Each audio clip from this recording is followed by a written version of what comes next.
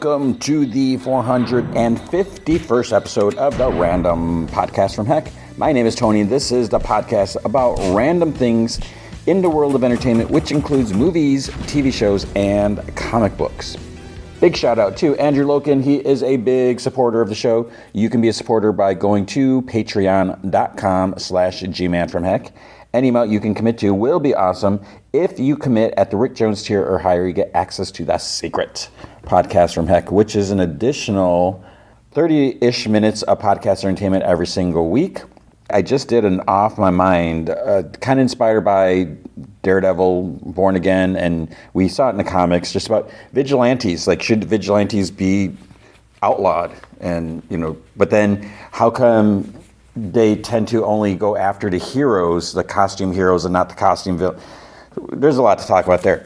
And sometimes I talk about, like, the goofy Silver Age DC comics and that. So we've been doing that for a while. We'll probably do some more. But if you can't commit to a monthly commitment, you can also help out by going to coffee.com/gmanfromheck, and you can buy me a virtual cup of coffee or four. That's ko-fi.com/gmanfromheck. All right, we got a lot to talk about. We got decisions to make, and I may have made a decision about something, and we'll see where it goes from here. And your input is greatly appreciated if you have any thoughts one way or the other.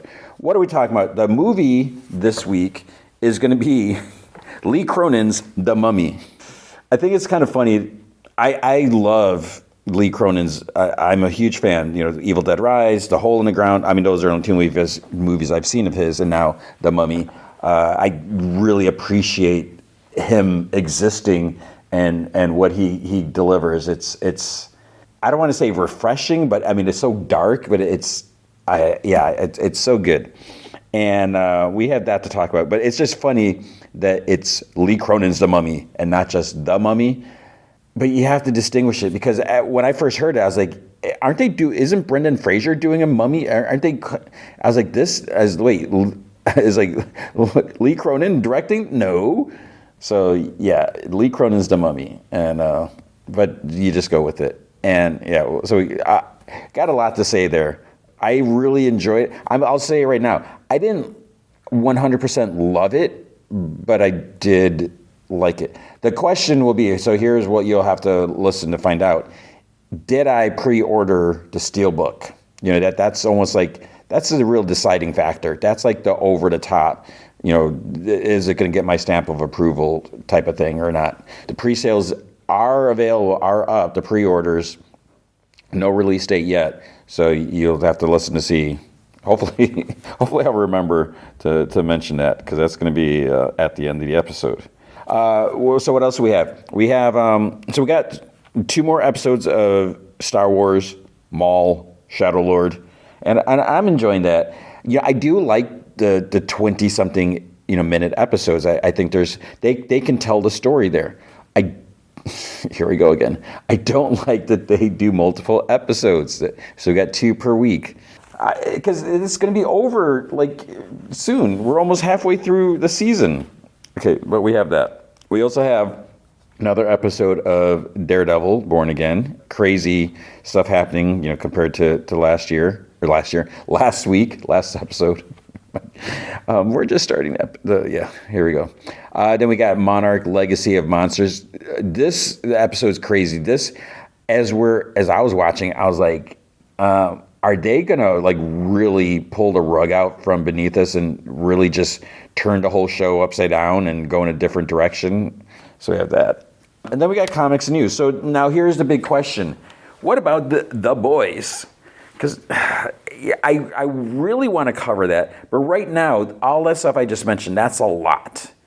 The thing is, Monarch has, 3 more episodes or something like that. Daredevil has maybe a few more. So we're going to get to a point where we're not going to have new shows. I mean, there's got to be other stuff coming up, I think. But for the boys now, where I sort of get stressed out, I am now, I think, 3 episodes behind as I record this, because I haven't watched any of it, and that's the problem. I haven't had time, trying to watch all those and just do everything else. And I don't know. I could try to squeeze in, watch at least one episode and do a super brief, because I've had some people like, maybe I should do sort of like the cover to move. The TV show is kind of like movie style, where it's not like boom, boom, boom, like blow by blow, but just maybe kind of cover it. And I've debated about that. And this is something, let me know. Do you not need all the detail? Because I always look at it as if, you're driving to work or whatever, taking a bus, and maybe you want to hear about what happened, and maybe you're interested in Monarch. Maybe you're planning on watching it sometime, but for now, it's like some people like the spoilers. Some people are like, I've always had people. It's like you're crazy. I feel weird supporting that, but some people are like, just give me the spoilers, man. It's like, maybe I think some people just kind of get stressed out and they just want to know ahead of time what's going to happen. I don't know. So I feel like right now, where I'm at right now, and man, this happens to me every week. Like as I'm wrapping things up to get ready to hit the record button, and just like, usually, I gather up the news to try to get last minute stuff and everything. But I start getting so tired, and I just sit there, and it's like, it's like fighting to stay awake. And then now, how long is this going to be? 3 hours ish. I could try to squeeze in and edit it in, but I don't know. The other option, so if I don't do The Boys now, and maybe I don't do The Boys I don't know if it's worth doing in a few weeks, and maybe try to catch up. Maybe do a couple episodes, do, quicker overviews. I don't know, because I feel bad because I've been covering the show. This is the last season. I want to support the show, but I don't have the time for that. And then the thing is, I missed out on Gen V. Was that the spinoff? I still haven't finished watching that. I watched 2 episodes. So I feel like right now there will be no The Boys this week. But there might be. And if there is, surprise! But you'll see it in the description. So let's get started with some news, since there's so much other stuff to talk about. There was a final trailer for Mandalorian and Grogu. I'm excited for this. I like the show. I like Mandalorian. I like Grogu. I've seen some people not super excited about this movie, which is like, what? It's like, how are you not excited about a Star Wars movie? I mean, it looks, there's a lot of cool things happening. I guess some people are like, oh, it just looks like an extended episode. But even if that was the case, I don't know, maybe I'm just easily, amused or satisfied. But I feel like there's a lot of production in the shows that they look really good. Maybe I've never sat down and really analyzed, oh, this would have been cooler if they did this or whatever.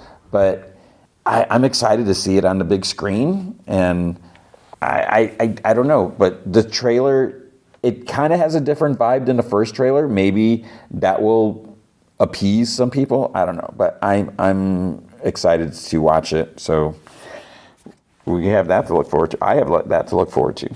What we don't have to look forward to, I didn't even know this was happening again, and it's a bummer. So I don't know if you're familiar with ElfQuest, the comic. By Richard and Wendy Pini.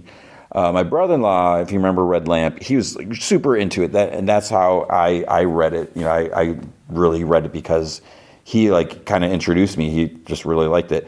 And it's really, the classic stuff was really good. I feel like for a while, wasn't in the 90s, they kind of started losing me a bit, because the Pinis weren't necessarily involved. Wendy Pini doing the art, it's so good, but they started doing all these spin-offs, and so basically it's a story about elves, but they're really cool stories. I don't want it to sound silly, and they started doing all these spin-offs, and the Richard and Wendy, they were writing some of the issues, or some of the series, and then they were slowly. It was too much. And when we had I think there's some water elves, or there's different species of elves in different places, and they weren't all connected. And there was even, wasn't there was it not Jinx, but there's something like a future descendant. Like I don't know if it was like Cutter's like great granddaughter or something. It's just started to get to be too much, and then I slowly stopped, reading anything because it's like this is just not what I wanted. But apart from that, you should read the classics. They're so good, yeah. And they've been trying to make some sort of adaptation for like forever. It seems like it's been the longest time they've been trying to do something, whether it was going to be live action or animated or CG or whatever. So I guess the latest, I totally missed out on this, is that there were plans to do like an animated series at Fox, which Fox, I mean, network television, is that what we're talking about? Okay, I mean, yeah, they still put out stuff, but I feel like something like this should be like on a streaming network, but it's not going to be anywhere. It's canceled.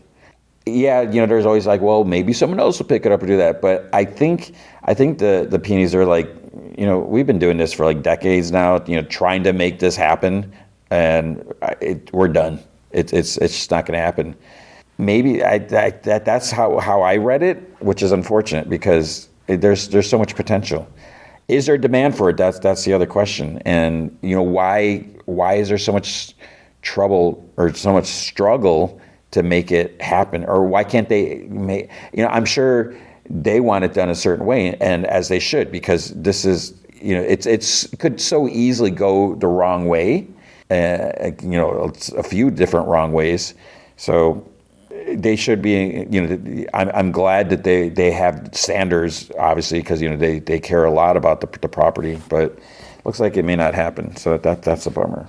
X-Men 97 is season 2. I'm still waiting on that. When was season 1? Because I saw another report, like Friendly Neighborhood Spider-Man and X-Men 97 will get a new season every year. Yeah, they've said that already. That is not new news. It's so weird, the stuff that I've talked about. So if I've talked about it, come on, I'm not doing like breaking news here. I'm doing news roundups. I reported it, and I saw someone else mention this. It's like, no kidding, man. It's like we talked about this a while ago, months ago. So we're still supposed to get it. I don't even know. I'm sure it's going to sneak up before I know it, and maybe there's already a date, and I'm just oblivious, which I wouldn't be surprised. But if you want some spoilers, there are some Funko Pops that have been revealed. They're up for pre-order. Like you can go to Entertainment Earth. I like them. They're a good retailer, and you can see there's like some new costumes. I forget what they call them, but they look like the blue and gold, but they might be a little stylized. I don't know if it's a certain style. And there's like Apocalypse there. We got like a Professor X. But what is concerning is, I forget what we called him, Dorky Wolverine. But we have, wait, did Wolverine, oh man, see, I don't even remember what happened last season. Spoilers if you haven't watched it, but I don't remember much. Wolverine, he lost his adamantium, right? Didn't Magneto pull it out at the end during the Genosha business? So when that happened in the comics, Wolverine turned weird, and he started wearing like a bandana over his head, and he had the bone claws, and he was like hunched over, and didn't his teeth even get bigger? Like, am I just crazy?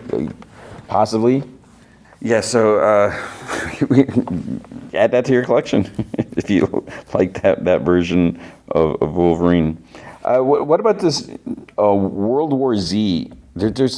I'm so confused. I don't know what's going on, and this I guess this is me not digging deeper into the news. But I heard that they were making a sequel, and I think Brad Pitt was going to be in it. But then I just read, I forget who said it, is that there is a new World War Z movie in production, and that David Fincher's planned sequel was canceled. Is that what I had heard about before, or was that like original planned sequel? And is this new news, or is this old news that's being said? I don't know, but we have that coming up. Oh, there was a trailer for Godzilla Minus Zero, and it's going to be crazy. So he's going to be in New York also, and he is huge. I saw a post I don't know if it might have been on Instagram or somewhere, where they're showing like the difference. So Godzilla has grown. They're showing the difference between Godzilla -1 and Godzilla -0. And because he's going to end up in New York for part of it, that, you know, he's bigger than the Statue of Liberty. So it's like, holy crap, he was hard enough to deal with before, and now he's like, it's like, I don't remember how many times bigger, but it's like a lot bigger. So I love that movie. I should watch that again. Did you watch, speaking of watching, did you watch that Copenhagen Test? I think that's what it was called. It was a show on Peacock. It was with Simu Liu. So he got his own starring show. Great. Awesome. Unfortunately, it's been canceled after one season. So, I mean, I'm not laughing or anything like that, but I'm glad he got the opportunity, because, you know, he complained, as maybe he should, that, you know, he's not getting opportunities or whatever. And I don't know if he's just saying for himself or for Asian actors or whatever. Was this just not the right project? Was it because it's a Peacock show? I don't know. I mean, I don't watch a lot of Peacock. The only thing I watch on Peacock is Twisted Metal. I don't want to get into this whole topic, but there's just so many times where people are like, how come this never happens? And you know, you look at a movie like, let's say Brad Pitt. You know, Brad Pitt is like one of the most famous actors, right? He's a big time actor, and he'll do a movie, and somebody like, how come, you know, Brad Pitt's in a movie? How come you know, a black person, an Asian person, a Latino person, you know, how come they're not able to do it? But, you know, you look at these movies and you can't just easily replace. You can't say, hey, we're gonna either put Brad Pitt in this or Pedro Sanchez. And I'm saying that as a Latino. Can I say that? I'm kind of being sarcastic, but, you know, Latinos don't get a lot of starring roles. I look at it, I feel like that. And I don't know who gets more starring roles. You know, because a lot of times people are saying that Hollywood is, and yeah, I think Hollywood is kind of racist. It's some people, not all people, but, you know, there is definitely racism in Hollywood, right? I think we can all agree with that. That's not like a possibility, but a lot of times, I feel like a lot of it is Hollywood is racist against black actors. I question it. It's like, well, what about the Latinos? And, you know, as a Latino myself, you know, I'm not, you know, out protesting or, you know, doing marches or anything like that, but I am a Latino.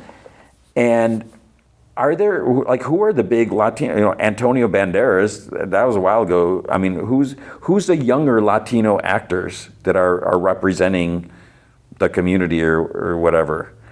You know, because obviously we got Michael B. Jordan, you know, Oscar winner now. Congrats, awesome. You know, so we got representation there, which is great. And it really sucks that this is like such a topic. Like, why am I even talking? Why do I have to talk about this? It should not matter the color of your skin, the color of your hair, the color of your eyes, or anything like that. It should just be about performance. And, you know, while I will say for some things, and it's not okay, I'm totally contradicting myself. I was going to say, in some things, yes, the race does matter.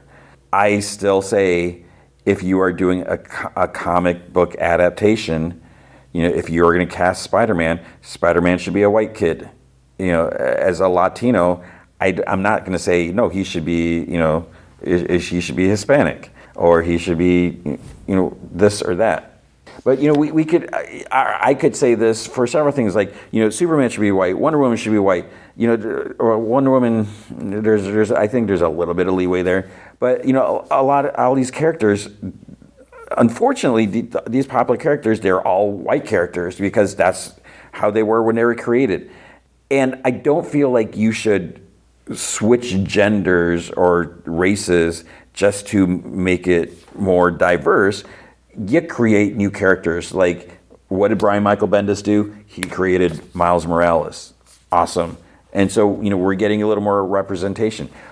So I feel like the solution is create other characters. Don't just try to shoehorn in, because then that's where you're going to get the racist people that are going to complain about that. But I feel like there's also, if you're a hardcore fan, you want things to be a certain way. If they're going to do, I don't know why, I just thought, if they're going to do a Sesame Street, a live action Sesame Street, they're turning puppets into live actors.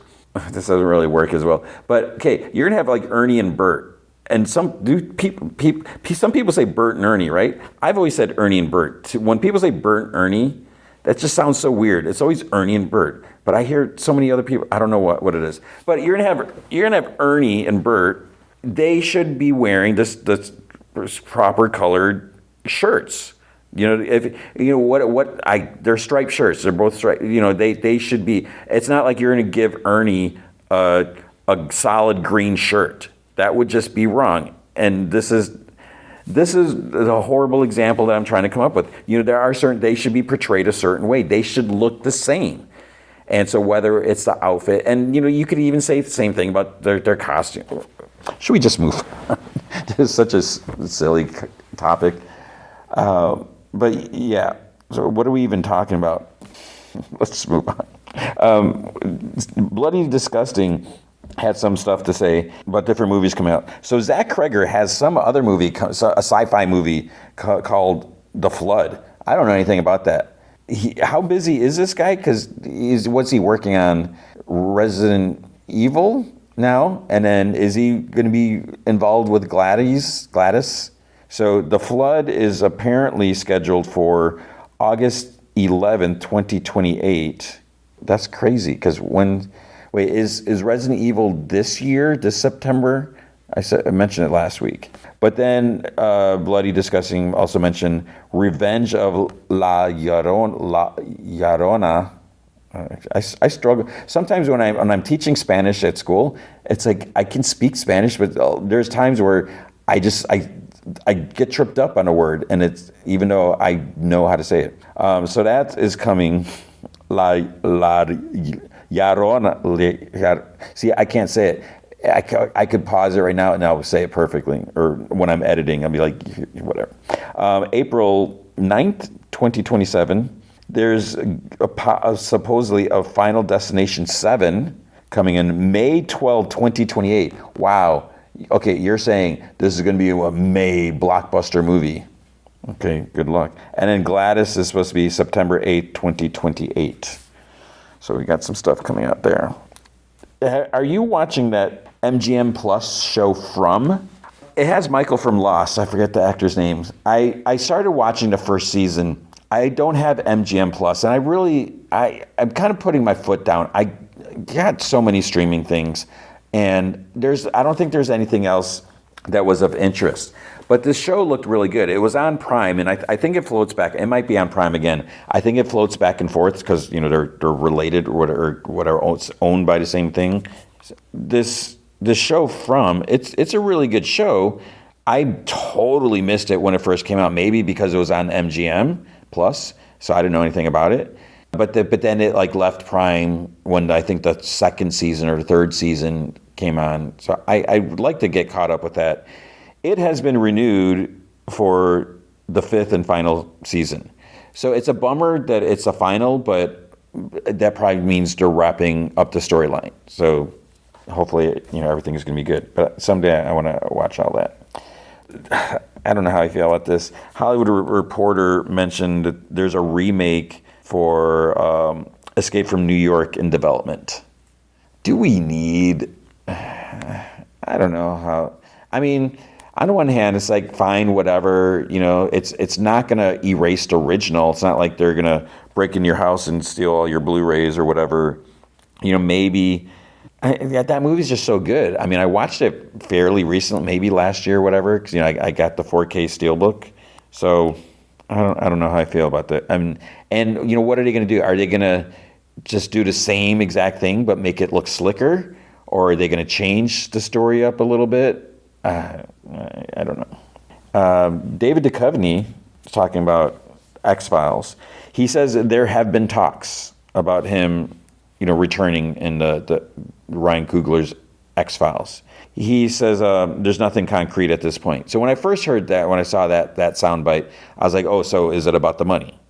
When you look at like returning actors, because a lot of times they kind of have a little pull, because as I mentioned, if they just do a reboot X-Files show, I don't know if I'm going to watch it. If it's just like although what's that guy Patel, I do like him, but if you just reboot something, like if they were to manage to do like a Buffy reboot, and there's like Sarah Michelle Gellar, like no one was involved, and it's like, why would I want to watch that? With the X-Files, it would just be so weird if you didn't have David Duchovny and Gillian Anderson. But so they know that, so they're probably like, I'm going to hold off. You want me there? The people want them back. I mean, I'm pretty sure anyone who is interested in X-Files, anyone who watched X-Files and is even considering watching new X-Files, they're going to want David Duchovny and Gillian Anderson. Otherwise, it's like, go home. So the actors know that, and they can kind of use that to say, hey, you want me back? This is my salary demands. I want $1 million an episode, or something. And then it's like, wait, but we don't have that much of a budget, and we don't even know how successful, we don't even know if people want this show. That could be the tricky part, but apparently that's not it. And because, I would look at when other actors, I'm not saying David Duchovny would do this, but when other actors in similar situations have, tried to do this, because, a lot of times you hear it's all about the negotiation stuff. I kind of wonder, it's like, well, what are you doing right now? Or what would you be doing if you weren't doing that whatever production? You got nothing else lined up. You got some other movies that I haven't even heard of. So I don't know. But what David Duchovny said he hasn't read a script or anything, so he's not sure. He wishes them luck. He wants it to do well. He says for him it's really about the writing, because he said they had a lot of great writers. They had Vince Gilligan. They had, I forget who else, other people. So there's a lot of good writers. He says that's a big thing. He likes the idea of the skeptic and the believer, looking after this stuff. And he's like, every episode was like a mini movie. It was like a new concept. So there's a lot of big ideas that have to be put out. And he said that he's like, I hope Ryan Coogler doesn't have to do like 25 mini movies that maybe it's like 10 or 12, because it gets hard to do all that. But we'll have to stay tuned, and hopefully something will be positive. Then the last bit of news, so this is where I always forget about the comic stuff. Well, there's one other thing I can mention also after this. But apparently there's going to be a Star Wars comic which is going to show Luke and Boba Fett's first meeting, which is like, wait, okay, what does that mean? Ethan Sachs is going to be writing it. He's done other Star Wars comics in the past and other stuff. Because it's always like, when did they ever meet? They're on Tatooine in Return of the Jedi, but did they meet? They must have met at other times, because I think they had run-ins when they were searching for Han, maybe. But if you watched the Star Wars Holiday Special and you saw that little animated series what's it, Lumpy, what he watched, then they met before. So I wonder if they're going to incorporate any of that, use that for inspiration, or just totally different. So I don't know. We have that. And then the last thing, it's not really entertainment news, sort of, but this weekend, hopefully you had a successful record store day experience. So like twice a year, support your indie record stores. Records are huge now. People are listening to music on vinyl. It's hard because like Target they get a lot of exclusive stuff, and a lot of times I've fallen for it. I sometimes will buy something from Target, not very often, but a lot of times they'll have like some sort of limited, like a new cover. And the other thing for me is it's like the vinyl color. They'll do some other pressing, whether it's splattered or marbled or something like that. But the thing is, we don't need to support Target when it comes to vinyl records. You support the little independent record stores.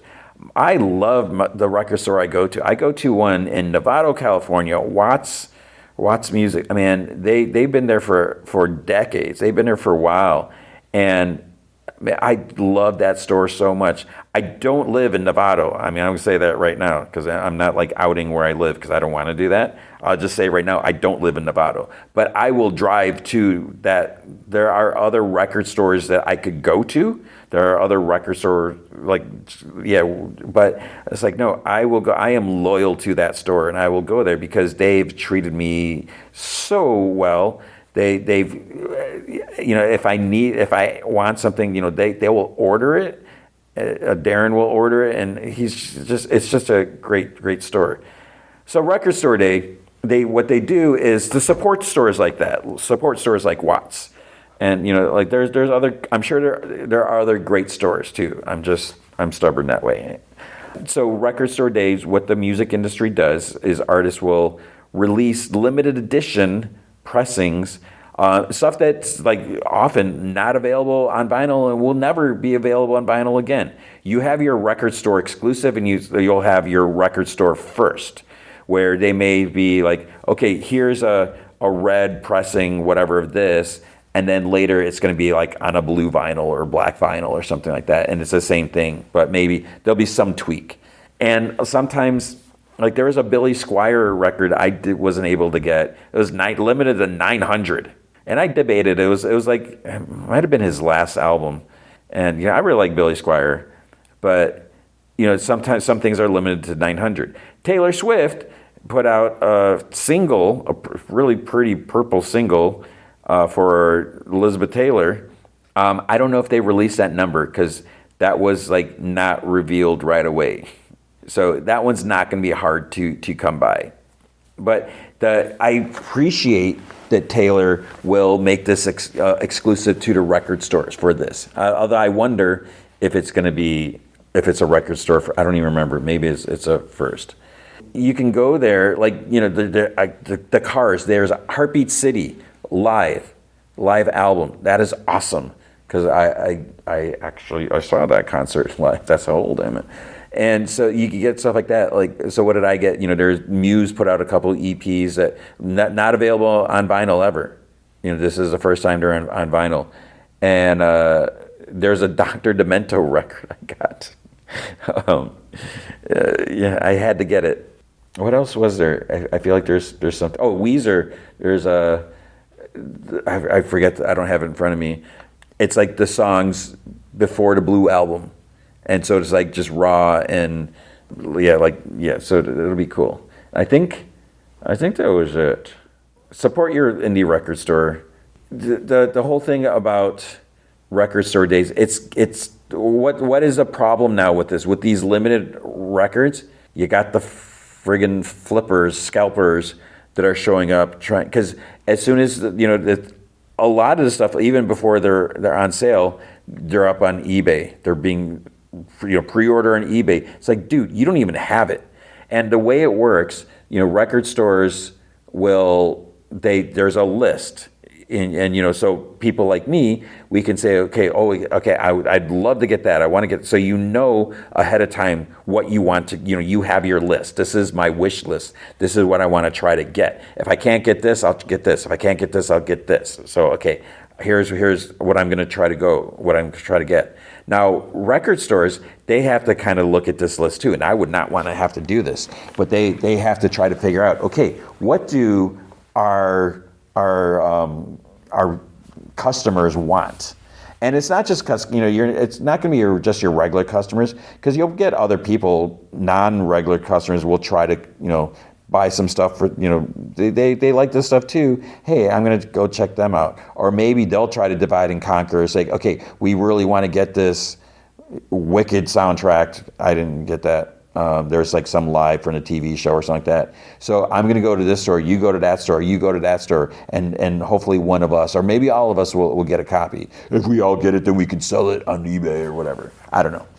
But not necessarily like that. So they have to figure out, okay, how many, like, I want to get Billy Squier. I would like to order this.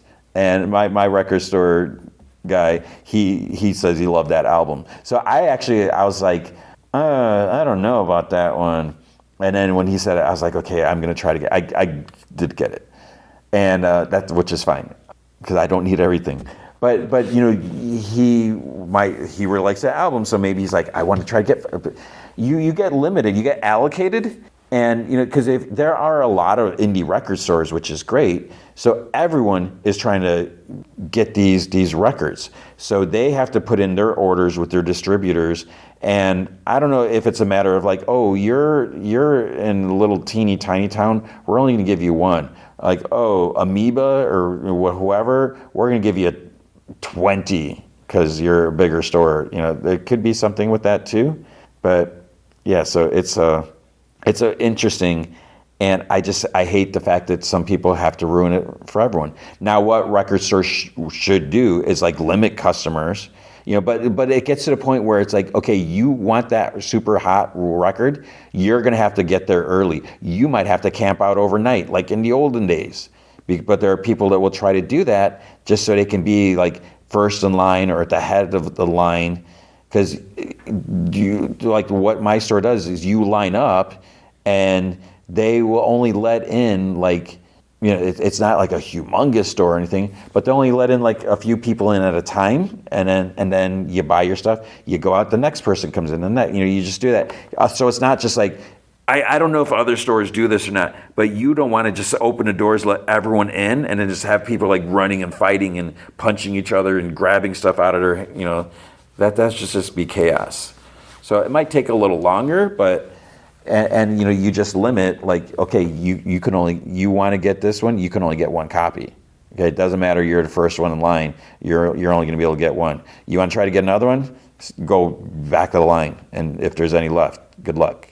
So that's perfectly reasonable. So it was good times, and hopefully you're listening to music. Actually, but that's the thing, don't buy the records that I want, but buy records, support your stores.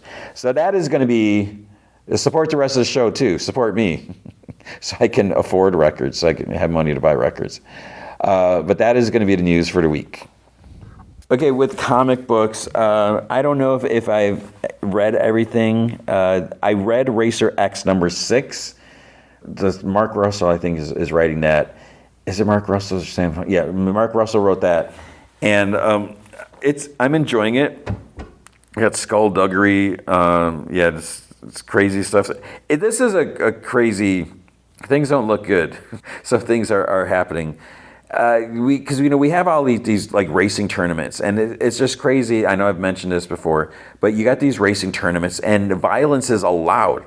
And there's like all these mob people that are betting on these races, or betting on themselves. So it's like if they lose, they're losing. They're betting like millions of dollars. And then here comes Racer X or Speed Racer. They're winning. So then they start getting mad, and they're like, "Well, you need to take." They start like going after Racer X. They're like targeting him outside of the races. They're trying to like blow up his car or whatever, and he's got like decoy cars and stuff, or they're trying to take out Speed Racer and stuff. We got all this stuff going on, and it's just. I like that there's like carryover, between Speed Racer series. They're talking about the GRX engine and how like dangerous it is, and yeah, so it's cool stuff. I'm so happy that we have this. There was Gotchaman #17. This is by Sam Humphries. Things are getting crazy. I don't know how much I want to say, but at some point there's like an alien craft. Like a UFO basically is coming there, and they're like, what the heck is this? So they're going to send Gotchaman, they're going to send a Science Ninja team to try to investigate this. But then who else is going after it? Friggin' Berg cast, Zoltar from if you watch Battle of the Planets, his name is Berg cast and Gotchaman. Him and Galactor, which is the evil organization, they're like, hey, we want some alien technology. We could use that against to take over the world because we're bad guys. So there's some fight over that, and then there's a interesting development. Like, who are these aliens in this craft? It's like, what is going on here? What does this mean? So, yeah, you should be reading that. There's at Image. There's G.I. Joe 21. This is a Joshua Williamson. Oh, who's? I'm drawing a blank. Who's our same artist has been doing it for a while. I love his art. He was in awesome art picks, amazing art picks all the time. I'm just drawing a blank, and I don't want to pause and look it up. I know I should, but I feel like that's just, yeah. So it's a silent issue. I'm like, oh man, because we also have the silent whatever issues. Or there's a Zartan silent issue. I was like, we're getting too many silent issues. It's losing its charm, because when you do these silent issues, it shouldn't be all the time. But in defense of the Joshua Williamson one, it is issue 21, and issue 21 of G.I. Joe: Real American Hero, that was silent interlude. That was the silent issue. So with this one, there is wait, now I'm getting the two. No, this one had to do with, I almost got the two mixed up. This one had to do with Scarlet, and it's like, we haven't seen, where's Scarlet? Scarlet had her miniseries, and so yeah, they need to like extract her from being undercover, and then some stuff's going on. And so they're good, but sometimes it is a little confusing because there's no dialogue. So it's just, we have all that, and then the Zartan, I don't like how like Zartan is like, he's like a Skrull, or he's like Mystique. He can just like shapeshift now. It's like, I thought it was more like a disguise thing, but the way it looks in the comics, he's just like, I'm a Joe Average truck driver now. Yeehaw. I don't know. So yeah, we had those, and then I think there's Red Coat. I forget what number. Yeah, Simon Pure. He's anything but. He's he's immortal. He's from the colonial times, and he's got a family now. And then Benedict Arnold, he's immortal. There's like a procedure that happened or whatever, or like a ritual. And Benedict Arnold was thought to be dead. He's back, so this is not good. So yeah, he's telling Simon, he's like, well, if you help me, it's like, I can make it so your family can be immortal too, and you won't have to like watch them die and all this stuff. And then we also have Albert Einstein, because earlier, there's Albert Einstein as a kid got caught up in one of the adventures, whatever. But now he's like an adult, and yeah. So I love that series. Jeff Johns and Brian Hitch. Is that right? No, is it? I'm like oh for whatever. Yeah, this is not good. That was, I think that's all there was. All that I read at Image and elsewhere. At Marvel, it was weird. Marvel didn't have a big week, and it's like the middle of the month. It's not like the 5th week, but there is Alias #2. This is by Sam Humphries, and the art is by Gerardo Borges. This is interesting. One, it's interesting that it's to read an Alias comic that's not Brian Michael Bendis. It doesn't have to all be Brian Michael Bendis. Maybe he just doesn't want to write it, but it kind of feels like it's trying to capture that vibe. Okay, great. So I missed it. I don't know if I mentioned it the first issue, where Jessica Jones had to give up her private investigator's license because her husband, Luke Cage, is the mayor. She is not supposed to do any investigations. You're supposed to leave it all up to the police force. We're like, what? So she can't help out? She can't do stuff? She's not taking jobs away from anyone. But then what happens, she ends up going to her office. She's no longer practicing. She's like, well, I'm going to, I still have the office. I'm still paying rent. I'm going to go check the mail. And then her neighbors were killed. And there's like some like weird stuff happening. Like it almost looks like there's like a ritual or something happening there. So, and then she gets in trouble because she's investigating it. It's like, no, she was there. She wasn't going out of her way to investigate it. And then Typhoid Mary comes up to her and it's like, hey, you need to help me investigate this stuff. And so she's investigating, though she's not supposed to. And yeah, it's interesting. There was Godzilla Infinity Roar #3. No idea what's going on there. Imperial Guardians #2. I think I tried reading the first issue, but it's too much Marvel Galactic stuff, which it doesn't appeal to me. But even though you got Cosmic Ghost Rider or whatever his name is, it's the Punisher in the future. What? And now he's in the present still, whatever. Darkhawk's here. We got looks like Amadeus Cho, and is that Valkyrie? Maybe I can't even read this. Oh, I think isn't Gamora in this? Is she not on the cover? Wait, Captain Marvel. Was that Captain? We got Gamora, Darkhawk, Captain Marvel, Cosmic Ghost Rider, and Brawn. That's Amadeus. Wait, oh no, that's not Valkyrie. That's Captain Marvel. So it's a different costume. Oh yeah, there is Gamora. I guess she's too close to Brawn. There's like too much green. So I mean, I feel like there's a potential there with the characters, but I also thought in the first issue it was weird. It's like Gamora giving Carol Danvers orders, and it's one thing you listen to each other, like who's going to make the best call in a certain situation, but it was I don't know, it was kind of weird.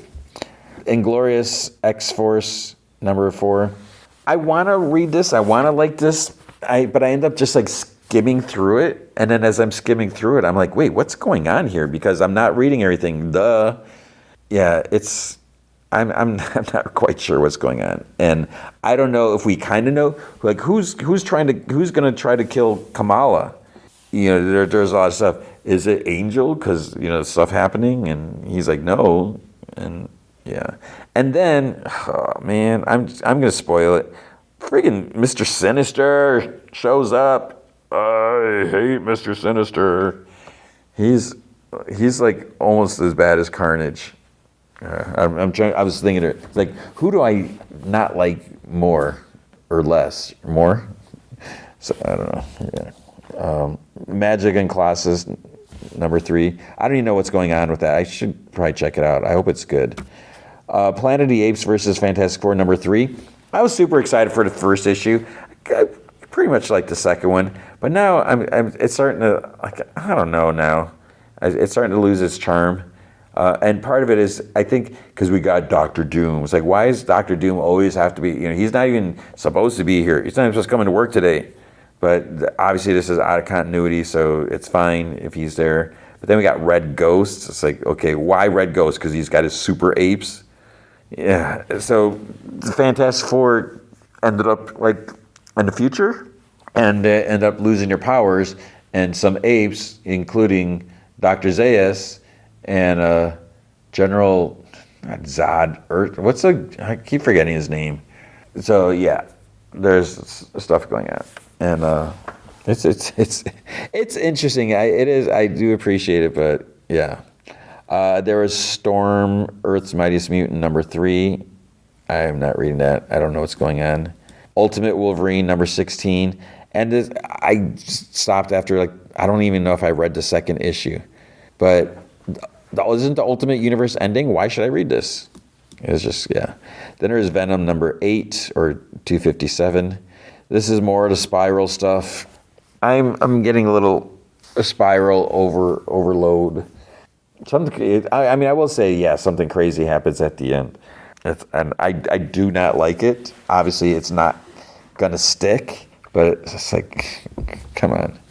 So, yeah, all this stuff, trying to kill all the people, and it's like Aunt May and Anna Watson are being targeted. And, yeah, it's crazy times. Then there is X-Men United #2. And at first I was like, wait, what's going on here? So this is this an ongoing? So this is by Eve Ewing and Tiago Palma. But basically, and I think my problem is I kind of skimmed the first issue. I didn't read it completely. I'm yawning right there, sorry.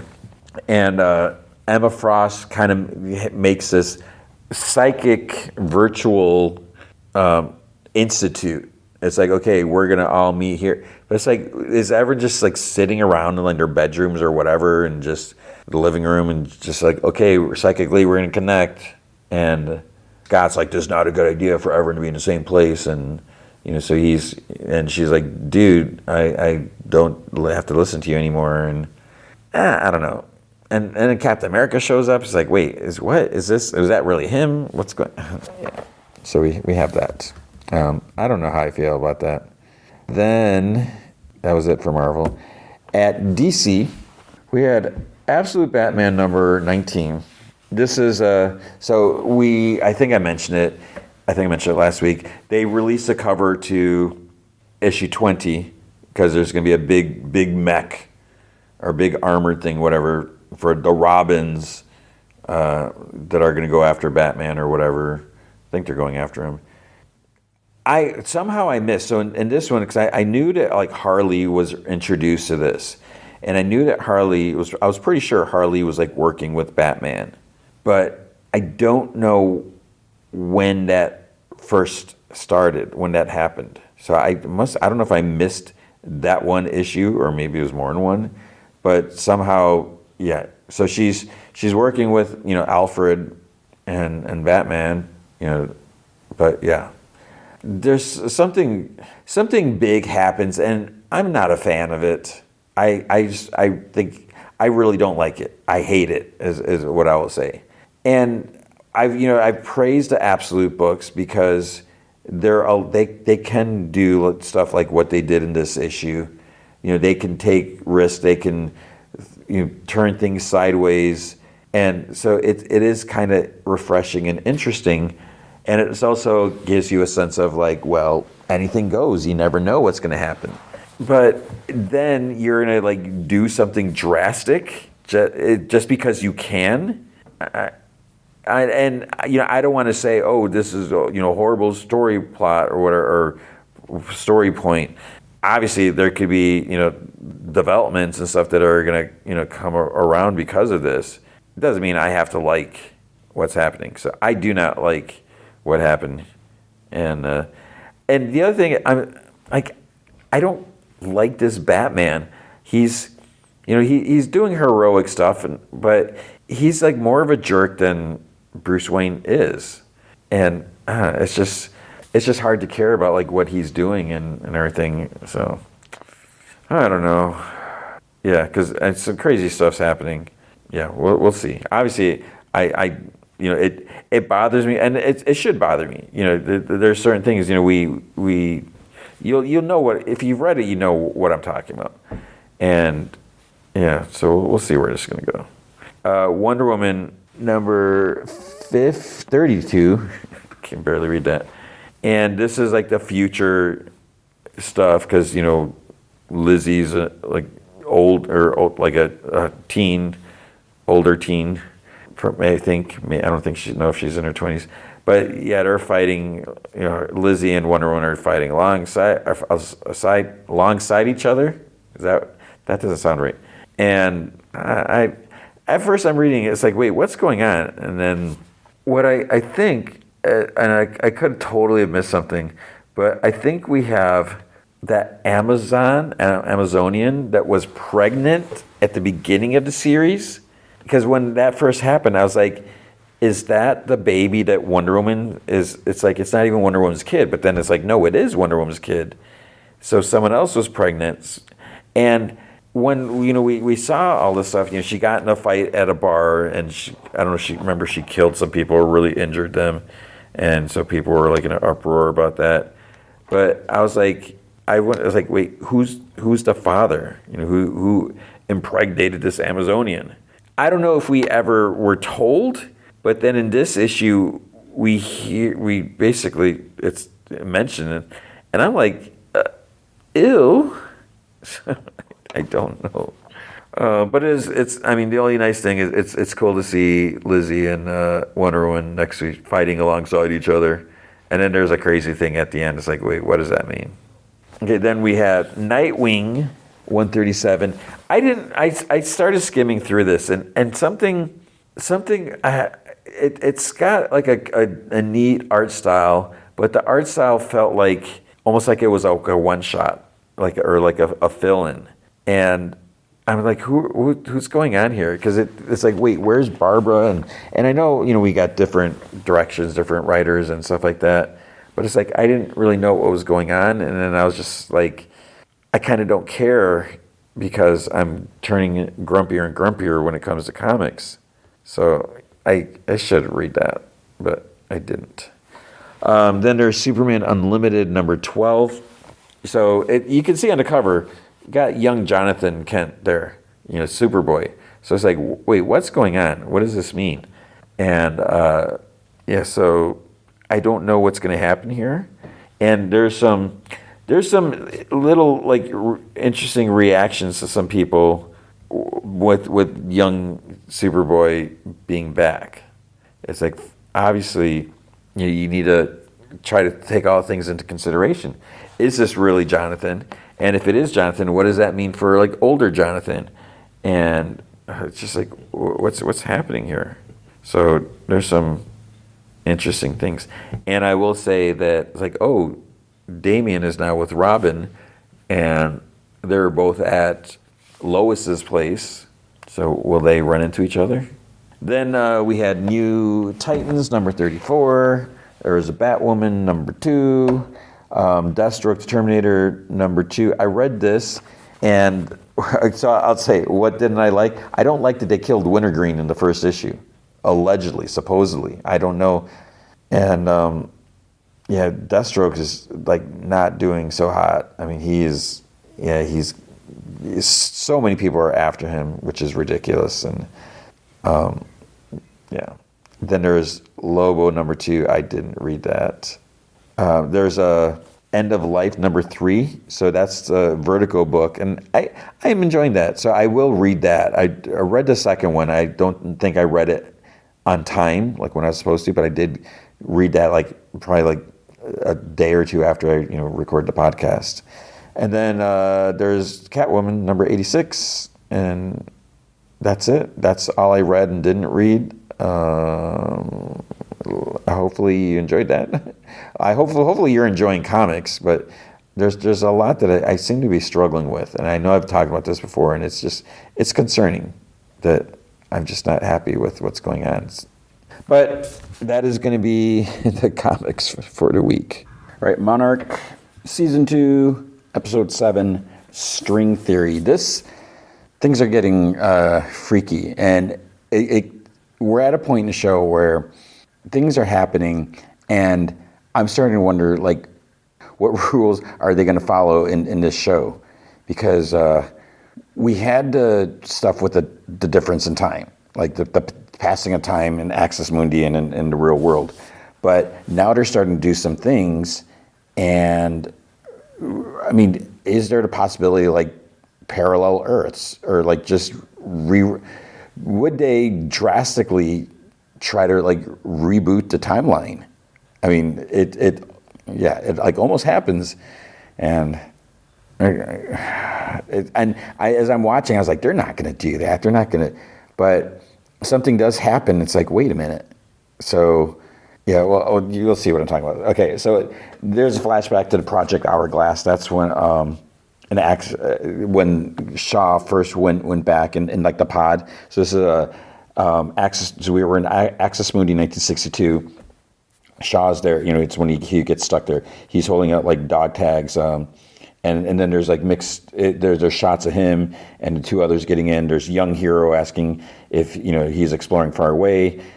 Young Shaw's he'll be back really soon. The pod goes through the rift, and then he's standing outside the pod talking to Billy. Then him standing outside the pod talking to Billy. Then climbing out of the pod in Axis Mundi, and then when he's burying the others that went with him because they didn't survive. So then it cuts to Operation Hourglass Mission Day, Foxtrot, Day 6. So he's Control, this is Hourglass Primary, Mission Day, Foxtrot. It's transmitting in the blind. I buried Burke today. I'm going to scout higher ground, see if I can get a signal there. And the camera pans back, and we see when he's in Axis Mundi. Then Mission Day, Oscar, Day 15. So Shaw digs. He makes something. He's Control, Hourglass Primary, Mission Day, Oscar. Rations are gone. I finished the last yesterday, hoping I can catch my dinner. If not, I don't know what I'm going to do. So he like walks slowly. He's like weak. He's tired. Then he sees like his body in a grave, but then it's empty, and he sleeps on the ground. Then he hears, it's like, "Did you catch that? Did you see it?" And he's like, "Huh?" And he's like, "What? What was that?" And then you hear like, "Huh?" It's like, "Catch what?" And he's like, my instruments are reading something that doesn't make sense." So we're hearing the stuff from last episode. We hear like, so this is basically adult Shaw and Suzuki. He's like, "Who cares? That was great." It's like, "I don't even know what we just did. Do you?" And Zook's like, "I'm picking up an anomaly. I don't know if it's a Titan." So then young Shaw, I guess we'll just call him young Shaw in the past, he takes his radio out of the bag and he's like, "Control." He's like, "Do you read me? Over." "Control. Do you read me?" Over. He's like, who is this? Who am I talking to? Over. And you hear, "Who is this? Who am I speaking to?" And he's like, "Oh my God." He's like, "Thank God, thank God." He's like, "This is Major Leland Lafayette Shaw the third." It's like, "My crew is dead. My vehicle's damaged. My food has run out." It's like, "Control, I need an extraction." And then that's when we see present day Shaw. He's just like, "What the heck is going on?" The intro to the show, present day Shaw is like, "What's happening, Zook?" Zook's like, "The device was sending a signal as I posited. It was supposed to bounce around until it found a Titan. Instead, it seems to have picked up the hourglass expedition frequency when Monarch thought they had lost you in the rift." And Shaw, present day Shaw, he's like, that was 1962? How's that?" And Zook's like, "As you discovered yourself, time is relative in there." And you hear, "Control, please respond. I repeat, this is Hourglass Primary." So Zook's like, Talk to him, Lee." It's like, "What did you most want to hear?" So he's like, "Hourglass, this is Control. We thought we'd lost you guys." And you did for the most part, but oh my God, it's good to hear somebody. Is Billy Randa there? Can I talk to Bill Randa? Can I speak with Bill? And Shaw's a present day P Shaw. Let's call him P Shaw. Present day Shaw. He's trying to reestablish contact with you. We'll get word to him as soon as we can. "So you guys are working on a plan to get me out of here, or?" We're working on that, Major." Like, "Okay. But I can guarantee you one thing. You are going to make it home." Like, "You sound pretty sure of that." He's like, "I've never been more sure of anything in my life." So then it cuts to Kay. She calls Kate. She wants her to look at something. A double pupil, the resonant frequency of a Titan song creates an overlapping pattern in the waveform. So how does that make sense? And Kate's like, "Maybe it doesn't." And she's like, "Maybe I'm just feeling these vibrations and interpreting it as lost." It's like, "Maybe I'm just lost and I'm projecting." And she's like, "Sorry." She's like, "You're the only one I can talk to about this feeling completely unhinged." And she's like, "Kate, you are not unhinged. The sonic frequency you are hearing is real. The Titan is clearly off the migratory map, and no one can find it. So however you got to this feeling, I think you're right. It's lost. But you could be the key to finding it and sending it back to Axis Mundi." And Kate's like, "Well, if it's lost, it could be anywhere. It could be in the middle of the Atlantic by now. The vibrations I felt by the dock, they were definitely less intense than on Santa Soledad." It's like, "What if it's getting further and further away?" And Kay's like, "But you felt it here." It's like, "Billy found a site in Japan. It's not on the migratory route, but he marked it as notable. It was cursed." And she flips through a journal. She's like, "Here, local legend spoke of woman becoming possessed with a yokai, a demon who could lure its victims into the darkness." She's like, "I found these photos. Look at these photos from the village." And Kate's like, "Who are they?" And Kate's like, "This woman said the demon's voice was a deep-throated vibration." And Kate's like, "Right, so Billy thought the demon was a Titan?" Kay's like, "He thought it was a distinct possibility. If these women were able to interpret what the song was telling them, this connection could help us find a Titan before Lee has a chance to destroy it." Then May knocks on Kantaro's bedroom door, asks if he's decent. He says that depends on the definition of word. So he apologized for last night when he kissed her at the bar.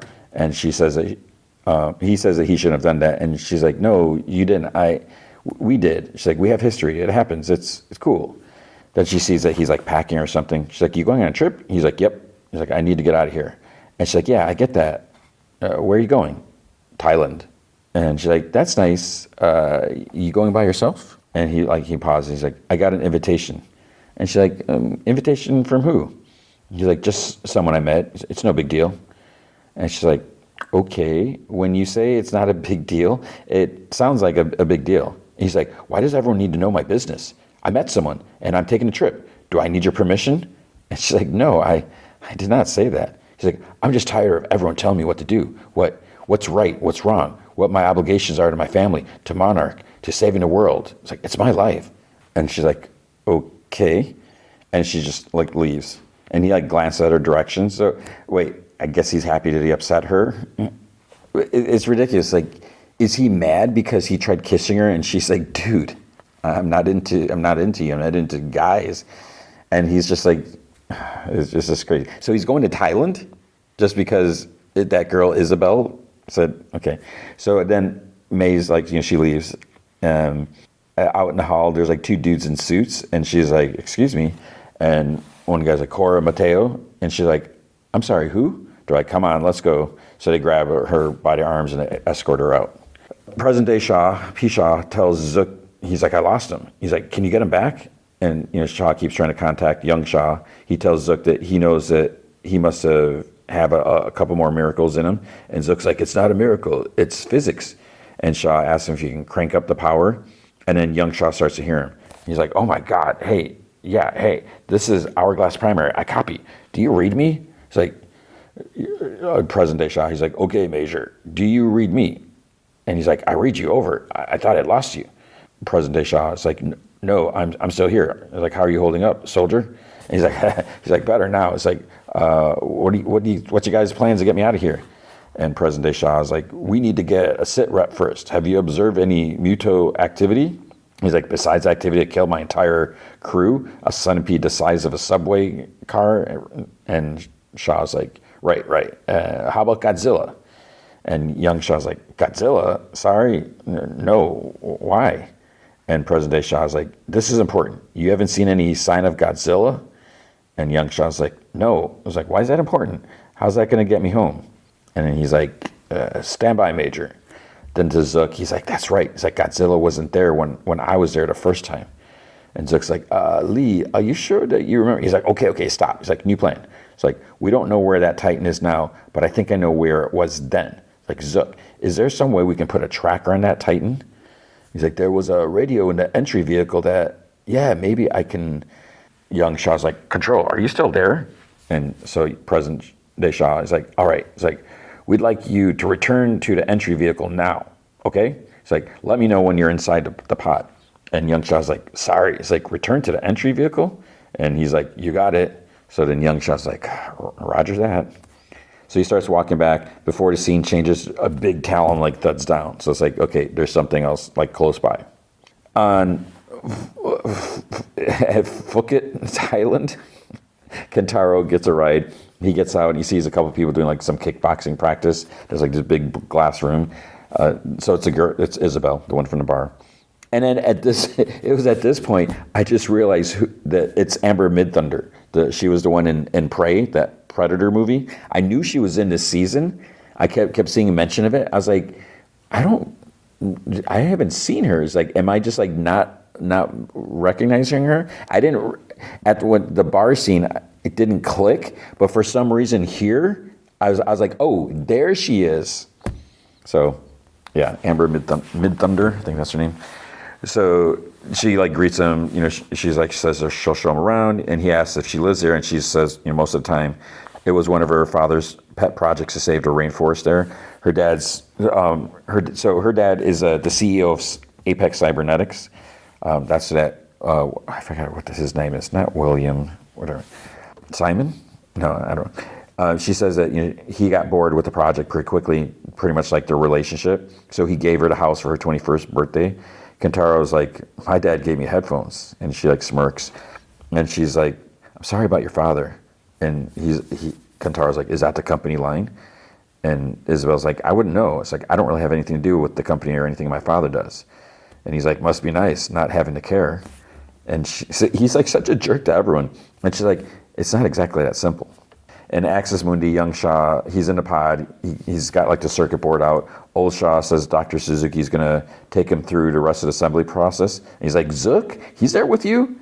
He's like, yes, Lee, I'm here. And he's like, oh my God, it's so good to hear your voice. You sound a little rough, you know? He's like, you okay? And then he's like, Kansas does not agree with my hay fever, and our signal is traveling through a rift, and there's bound to be some distortion. And young Shaw's like, yeah, I guess that makes sense, yeah. So Zook gives Shaw like directions. He asks if this is going to get him out, or is that classified too? Older Shaw says that they need a Titan to open a rift. So young Shaw's like, I don't understand why they need to add a tractor. And older Shaw and Zook just like stare at each other. So then he's like, this whole mission was a risk, and it's what we expect you to do, soldier. So then young Shaw's like, okay. It's like, understood, defense and discovery. So that's the crazy part. Basically, they're gonna try to add a tracker in 1962 and hope that it works in the present. But it can't, right?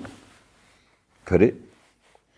In the South Pacific Ocean, Outpost 18, Tim's looking in a room where there's like a severed piece of Titan tentacle, Titan X. May's brought in. She's like, what the hell? She's like, we're sending goons after people now with no explanation. And she's like, are we not friends? And did we not eat noodles? And Tim's like, friends, I don't know if you remember this, but we made a plan together and you disappeared. Next thing I know, you're standing side by side with Brenda Holland, friend. And she's like, yeah, I did what I said I was going to do. I was gathering information. She's like, no, you were actively participating. And he says that loud, participating. He's like, do you have any idea what's happening right now? All we've got is a piece of Titan X with your device still attached to it. We are in a crisis. This is serious poop. Titan X is on the loose, and it killed Hiroshi. And he's like, I don't want it to kill anyone else. And May's like, you think I do? Tim's like, I do not. That is why you are here. We have a theory that your device threw Titan X off its migratory route and into a rampage. God knows where. And May's like, it's not my device, it's Apex's. So you should ask Apex Cybernetics. He's like, well, we have. And Walter Simmons, that's Isabel's dad, is shocked that a couple of bad actors would engage in unauthorized and reckless operation.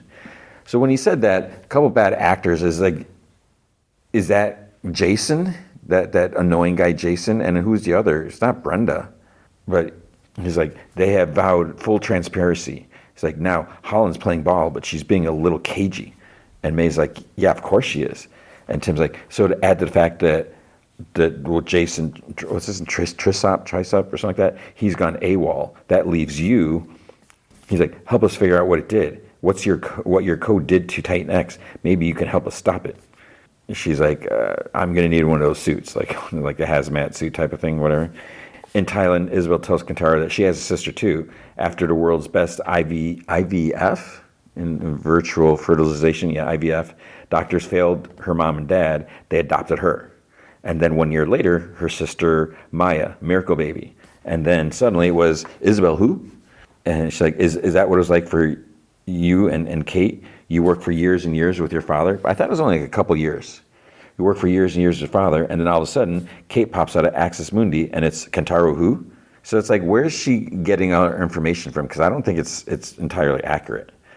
So Isabel's like, I hate Apex just as much as you hate Monarch. They all want to change the world, and I want to create a new one, but I can't do it alone. So what about you, Kentaro? What do you want? And he like doesn't say anything. It's like weird that she's doing all this talking. He's just like sitting there. So young Shaw asks, why this specific Titan anyways? And P. Shaw, President Shaw, says that, he's not being picky now, is he? And young Shaw's like, you sound like me. It's like, so older Shaw's like, we know that this one's big enough to open a rift to get you out. And young Shaw's like, how? It's like, how do you know that? It's like, how do you know what's down here?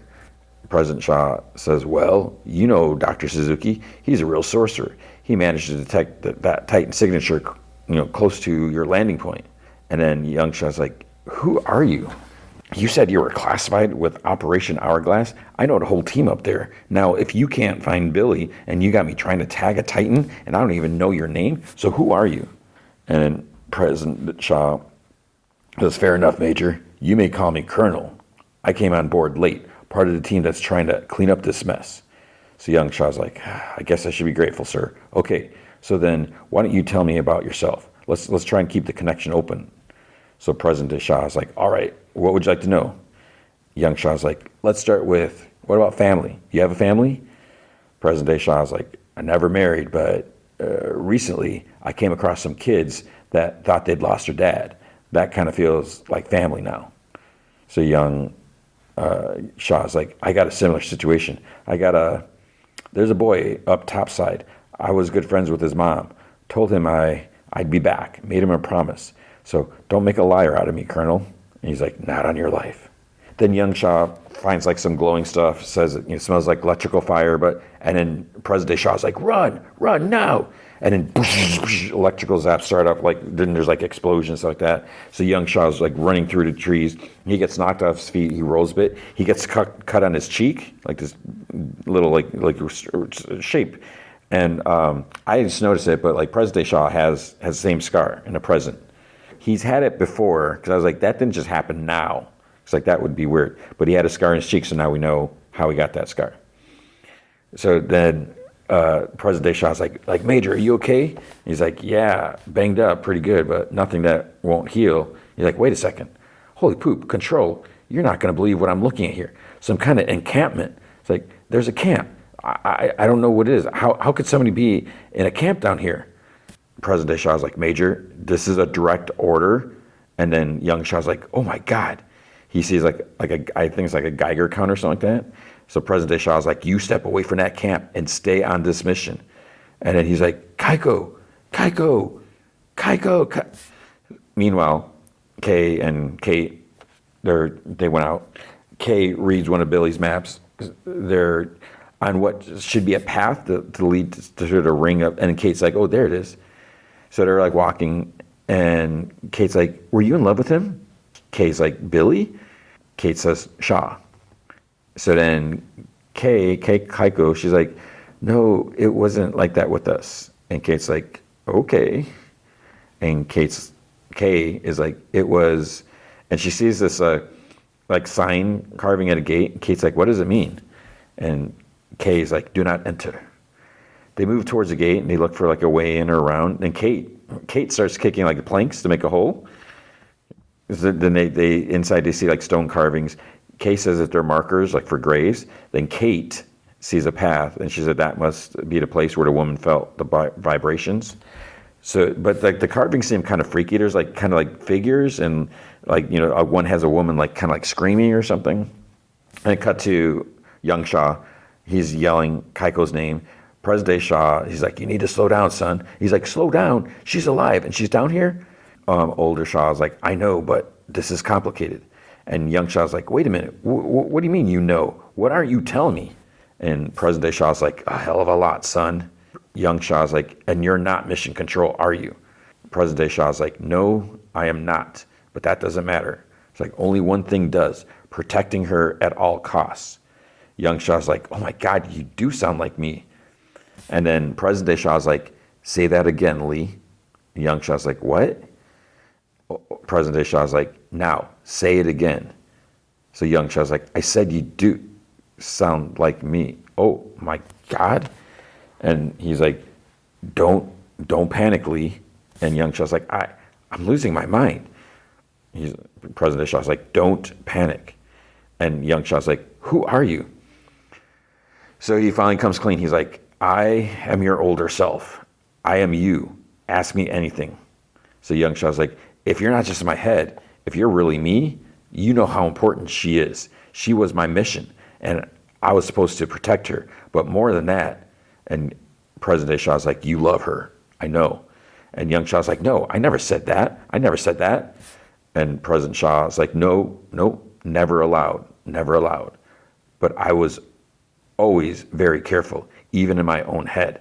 I carry your scars, Lee, all of them. Kaiko was the most painful. But that moment has passed, Lee. And young Shah's like, if she's really alive, it doesn't have to be. He's like, yes, it does. Young Shah's like, she said, in another lifetime, in another world, we could be together. It's like, no, if she's alive, I can change it. I'm going to change it. And President Shah's like, no. It's like, wait. And young Shah's like, yeah. And President Shah, I don't know if this is confusing. President Shah's like, stop, Lee. He's like, don't move, stand by. And then to Zook, he's like, what if I change it? He's like, okay, maybe we should do, maybe. And Zook's like, Lee, you know better. And he's like, do I? Do you? So this is where it starts to get crazy. It's like, what happens if they change? Could they potentially? This is the one of those strange things. This is what I love about time travel, whatever.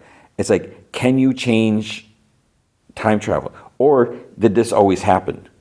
I mean, I don't think we necessarily saw, but I don't think that this didn't happen. Because like my question is, does Shaw remember this? I mean, he should remember this, but he seemed like he didn't. But does he remember having this conversation with himself? And then, it's been many years, and he could have forgotten about it, the specifics of it. But did this always happen? Or is it happening now and they're just like changing everything? And then what happens if young Shaw goes to Kay when he didn't originally? So then young Shaw looks around. He's like, I see her. He's like, give me one good reason why I shouldn't go to her right now. So present day Shaw, he like debates. He's like, I'll give you 3.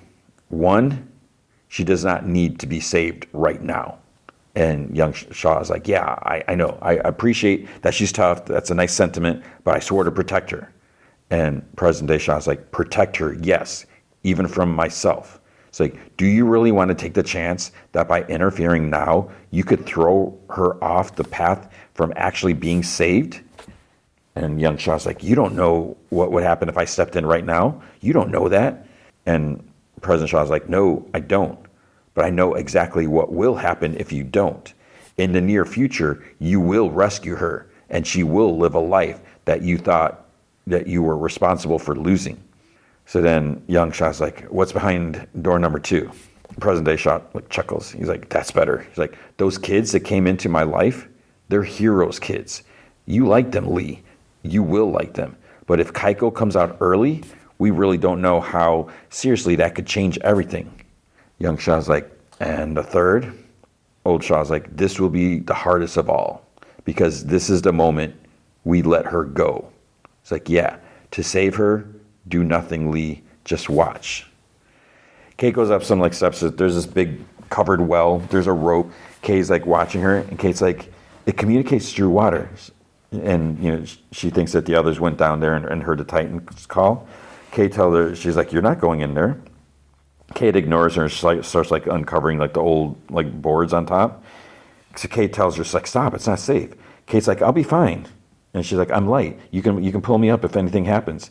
Kate laughs. She's like, that's exactly what I said in Kazakhstan. And there's a flashback of her getting like, when all the little beetles, whatever, crawled on her and she fell. She's like, and I regret that mistake every day, ever since. So please, no. And Kate's like, that wasn't a mistake. It's like, what else were you supposed to do? You had to find the answers just in case, like I have to. And Kate's like, sometimes what haunts us is what keeps us safe. She's like, I trust you, Kate. Go find what's down there. But she sheds a tear. So May asks, what have they figured out so far? Tim says the device taps into the nervous system and manipulates the signals. May says that it's not to manipulate, it's to understand. Brenda's idea was to send rapid-fire signals to the brain and back until they learned the language. And she's like, by the way, I want to thank you for making sure that I came out of this clean. And he's like, don't thank me, thank Brenda. And May's like, for what? Tim's like, I can let you read the transcript of her Monarch debrief. Not only does she not mention your name, but she dances quite nimbly to make sure that nobody knows. But what I'm not sure, what I don't remember, is do they know that May's name is not May, that was what she was using, that her name is Cora? Because I'm pretty sure her real name is Cora. I don't know if May's her middle name or just a fake name that she gave. But I still call her May because that's what we know her from. So May's like, I don't know why she would do that. And Tim's like, one mystery at a time, I guess. So Isabel and Kentaro are in a vehicle. There's awkward silence. Then she asks if he wants to play the license plate game. And he's like, what? She's like, it's a 2-hour ride to the airport. I'm just trying to make it less awkward. But there's kind of like driving in the middle of nowhere or whatever. And it's like weird. So he goes all the way there. They have their conversation, and now he's leaving right away. He's like, I didn't ask you to ride along. So again, he's being a jerk because she's like, it's a 2 hour ride. Let's do something. And she's like, I know, but I figured this way, I have 2 hours to convince you not to leave and stay through tomorrow as planned. He's like, why? He's like, what do I matter to you? And she's like, honestly, after what happened with your father, I thought you would understand. Both our families have been dealing with the Titan situation for years, and it's only gotten worse. I really believe it's time for new ideas. And Kentaro's like, your ideas? She's like, we've seen it work from the inside out. We are just as qualified as anyone. And do we not have just as much at stake? So Kentaro's like, I get it. You're rich. You're used to getting what you want. And Isabel's like, this has nothing to do with money. And Kentaro's like, says the people with all the money. So Isabel's like, my dad has the money, okay? Everything I have, I put at risk for this. If we are not successful, I have nothing. And he's like, we? Isabel's like, do you remember what we talked about that night we met in Tokyo? How it's been 4 years since G-Day and still nothing has changed? Monarch has not made us any safe, neither has the military, the corporations, or even my father. And Kentaro's like, nothing can keep us safe now. And she's like, exactly. Nothing can keep us safe now. G-Day changed the world overnight, but what if it didn't have to? What if we could live in a world where there was no G-Day? And see, this is where it's like, wait, what are you talking about? And Kentaro scoffs. He's like, that's crazy. And she's like, I mean, you know Axis Mundi, you know the rules of what's crazy don't necessarily apply. He's like, what are you talking about? Isabel's like, I don't know that I want to tell you anymore unless I know that you're with me. And he like thinks about it. So now he's quiet. She's like, let me ask you something. Why do you think your father let you in on a secret about where he'd been? Kentaro's like thinking back when they had their beer by the fence or whatever. She says, not Kate, not anybody else, you. But it's like, maybe because Kate, wasn't she in Axis Mundi then? So he couldn't have told her even if he wanted to. And Isabel's like, maybe because he wanted you to make the choice for yourself without giving a poop what anyone else thought, just like he did. And Kentaro, he's just silent and just sitting in the car on the way, just thinking, not saying anything. So at the well, Kay ties a rope around Kate's waist. She says that as soon as she feels unsafe, just yell, be careful. She's like, I can't lose you too. And Kate's like, I was just thinking, if I were to do this with anyone, I'm glad it's you. So Kay's like, ready? And she's like, ready. So the rope's kind of like on a pulley, whatever. So she starts like kind of shimmying down, like her feet on the wall and going down. Then we see young Shaw. I'm like, okay, so here's at this point, I'm like, okay, she's going down this well. Where does this well lead to? Could there somehow be a portal there? Because I guess there would have been like some sort of readings or something like that. But like the whole thing in Kazakhstan, Kay was going down that like big tunnel shaft. She fell through, went to Axis Mundi. And so now the way that they keep cutting back and forth, I'm like, okay, Kate's going down there. Then we see young Shaw. We see Kate. We see young Shaw. I was like, is Kate going to somehow go down and run into young Shaw? I mean, are they going to really like play with time like this? Okay, so he's walking. President Shaw says, keep moving straight ahead. He says, not far now. He's almost there. He's like 12 o'clock. Young Shaw's like, how do you know this? And President Shaw's like, because I saw it the last time I was down there when we got her back. So young Shaw's like, I think I see something. A large like mass of land about half a click ahead. Looks like a wasp nest from hell. So President Shaw is like, wasp nest from hell. And he's like, yeah, that's the spot. Now keep your head on a swivel because it's about to get rough. But then a flying Titan approaches and screeches. And so young Shaw's like, what the hell? So he starts running, and this giant like Titan beetle type thing erupts out of the ground in front of him. So he has to like kind of duck and weave, and it tries attacking him. So it chases him, but then the thing gets covered in like this gloppy mucus stuff. The flying Titan comes, scoops it up, and carries it off. And young Shaw just keeps running. Kay's lowering Kate. The rope, it's starting to snap. It's starting to like, you can see it. It's going to break. And then it breaks. It snaps. Kate's falling in the darkness, and Kay's like, Kay, just like screaming her name. Because then it's like, it's so dark in here. She doesn't have a flashlight or anything on.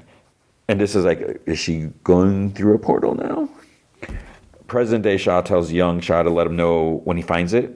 And, he'll let him know, where to go. So young Shah's like, he says he sees it. He's like, it's big. So President Shah thinks back. He's like, okay, he's behind that. Now go to the rock. He's cocooned into that rock. It's like a shell. If you break through, you'll find it right on the other side. Hack into that rock. So he takes out like this pickaxe thing, whatever, and he's like about to hit it. He's like, wait.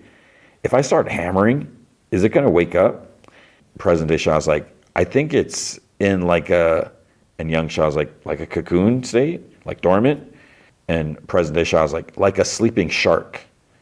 So young Shah's like, okay, well, this feels really stupid, but here we go. He starts hitting it with the pickaxe. It's like a hand axe thing. And then he's okay, I see the skin. It looks like you can see it looks like it's breathing. So then President Shah's like, put the tracking device in. And he's like, I'm going to jam it in. And President Shah's like, yeah, just jam it in. Young Shah's like, all right. He's like, there, okay, it's in. And then Zook looks at the scanner, starts doing like some stuff. He's like, there it is. So President Shah's like, we got a signal, we got it. And young Shah's like, we're good, mission? And he's like, oh, poop.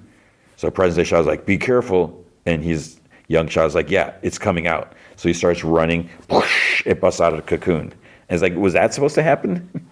So Kate's she's fine. She's in a small bit of water. Kay is still calling her, but it sounds like far off.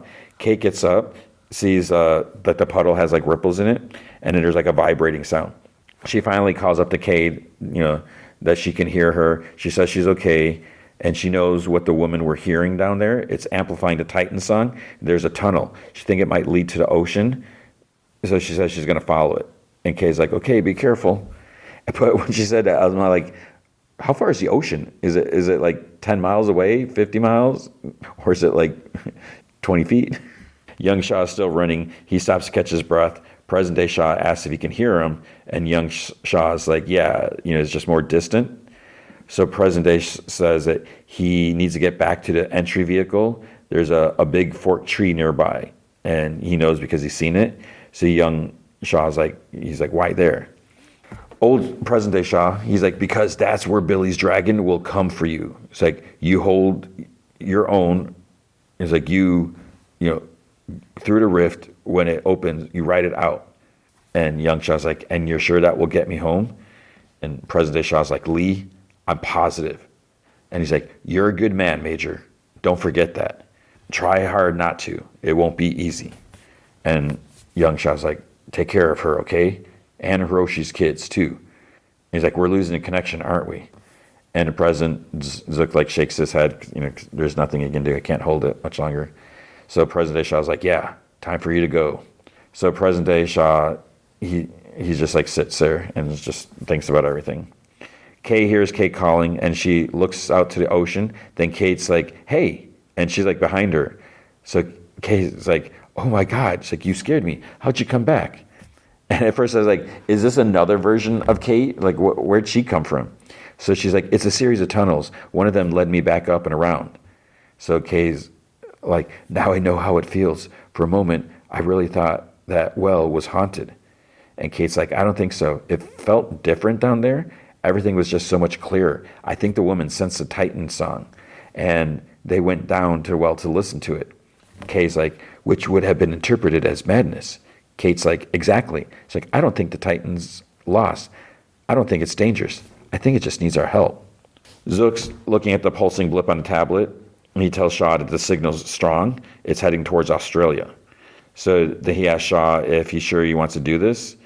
And Shaw's like, well, the plan wasn't altered, Zook. What happens next was always going to happen. So, again, my question is, now the consensus, was that blip, that tracking, was it always there? And they just weren't looking for it? Or did it just suddenly appear there because they went through this whole thing? And Zook's like, so where does destiny take us now? And Shaw's like, not us, Zook, just me. And he's like, you think I'm too old to play shotgun on this mission? And Shaw's like, far from it, Zook, but I'm afraid the next part is a one-man job. And then Zook's like, you're worried this 100-year-old relic might not make it back? And Shaw pauses for a bit. He doesn't say anything. And Zook's like, you think you might not make it back? Shaw doesn't say anything. And then he's like, goodbye, old friend. And so this is the thing. It's like, I don't know how committed Kurt Russell is to the show. I mean, maybe he doesn't survive next episode. So Outpost 18, Tim's told that they're picking up an odd signal. They're like HG01. And Tim, he like turns, when he hears it, he's like, HG, or it's like Hourglass 01. It's like, that's the original signal for the first entry vehicle into Axis Mundi. It's from 1962. Why? And this rando dude at like a council, he says it's live. And Tim's like, but that pod is nearly 6 years old and was destroyed on Skull Island. He's like, all right, bring up the speed markers. And then this woman's like, it's moving at over 40 knots. TTAS or something like that. TTAS is confirming it's Titan X. And then I forget the guy's name, but his annoying boss that he always talks to like over Zoom or whatever video, he happens to be on the outpost now. He's there. So Tim's like, well, sir, as promised, there's your Titan. And he's like, what the hell is it doing? So then we see it's swimming. Then it comes up on land. There's like some desolate area. So did it reach Australia? It's like the Australian outback, or I don't know. And that's where it ends. So it's just crazy. Again, my question is, was that tracker always there? Or by present day Shaw telling young Shaw, did they just add that there? I have no idea. And that's the crazy thing. But that is Monarch. Okay, Daredevil, Season 2, Episode 5, The Grand Design. This was kind of a weird episode because there's a lot of flashbacks. And it was interesting because we see like slightly younger versions of the characters. And there's some people showed up and I wasn't really, well, one person showed up. So let's just get into it because things get crazy. It starts off, you remember at the fight, Bullseye tries attacking Kingpin, throws the glass thing. Fisk blocks it with the stupid gold belt that he won for winning, and then it shatters and a piece of glass goes into Vanessa's like temple and like her throat, or I think it was her throat. So it starts off, they're like walking down the beach. They're like wearing white. There's like, beautiful like blue ocean water or whatever. They're holding hands. Then it cuts to Vanessa like on an ER table. Because I was like, okay, wait, because I was like, did she die right there in the arena? So she's on a table, Fisk is bellowing, he's like, what's happening? Doctors are like talking about her heart rate and stuff like that. And then, he's trying to get to her and Doc's like, he's like, you can't be here. And he's like, Vanessa, it's like, what's happening here? And it's like, dude, what do you think is happening? And then the doctors ask him to step back. They'll get him all the information as soon as possible. The doctor, Sheila's there. She asks, like, can you help? So Sheila's like Mayor. It's like, let them do their job. I'm sure he doesn't understand that this is like absolute karma. That this is exactly what, well, yeah, it's what she deserves. I can say that. So later, Powell comes like marching down the hall, and it's surprising. I mean, he didn't do his job. It's like he should be kind of scared. Daniel's like on the phone. He must be talking to press. He's like no. He's like no comment. It's like that. So he's like, stop calling. Powell goes into Vanessa's room. So it's a little time passed. So she's unconscious. Fisk's sitting at her side. Before Powell can say anything, Fisk's like, if you have them, keep them alive. And he's like, we don't, sir, not yet. Pretty sure we have them surrounded. Like, sir, I want to find them as bad as you do. He's like, no, you don't. You couldn't. Whatever you need, use it. And he's like, you got it, sir. Again, abuse of power. Because, he's got this army, police force, whatever, just like do whatever he wants. And that's what it's always been. And then, so he's like, you got it, sir. And then he turns to leave. Fisk is like, Officer Powell, alive. So the streets are full of task force dudes. They got their guns out or anything like that. They're pulling like people out of cars. They're looking all over. You see like Hummers driving down the streets. It's just like so disgusting, so annoying. Bullseye runs into a kitchen like at a restaurant. He's like out of breath. Daredevil's like right behind him, like pins him against the wall. And then he's like, paper towels, where are they? And the people like working there, they just look at him. He's like, no. And some dude's like, whatever you need, man. He's like, we're with you. So, which is nice. Bullseye's like, you don't have to do this. And Daredevil's like, hold still. Bullseye's like, this is balance. He's like, you know it. And they're like, shut up. Then he like listens to their siren officer saying, he's like, check in there, check the door. So he asks the kitchen guy, he's like, do you have a boiler? And dude's like, yeah. He's like, oh, the old thing back there. He tries grabbing Bullseye, and Bullseye's like, just leave me here. It's like, none of this matters now. And Daredevil says that it matters to him, so he grabs him. Daniel's still on the phone saying no comment. He doesn't know when to have a statement ready. And then he's like, is she dead? What kind of sick fudging question is that? He ends the call. Then he gets a text from BB to meet him past the vending machines. So he marches down there. He's like, how did you find me here? And she's like, seriously? I mean, how many hospitals do you think there are, Daniel? He's like, BB, you can't be here right now. And she's like, actually, technically, legally, I can. Daniel's like, BB, think. Nobody can know where she is. The mayor's not in a good place. You got to go. And she's like, okay, I get it. I'll go. But just tell me, is she alive? And he doesn't say anything.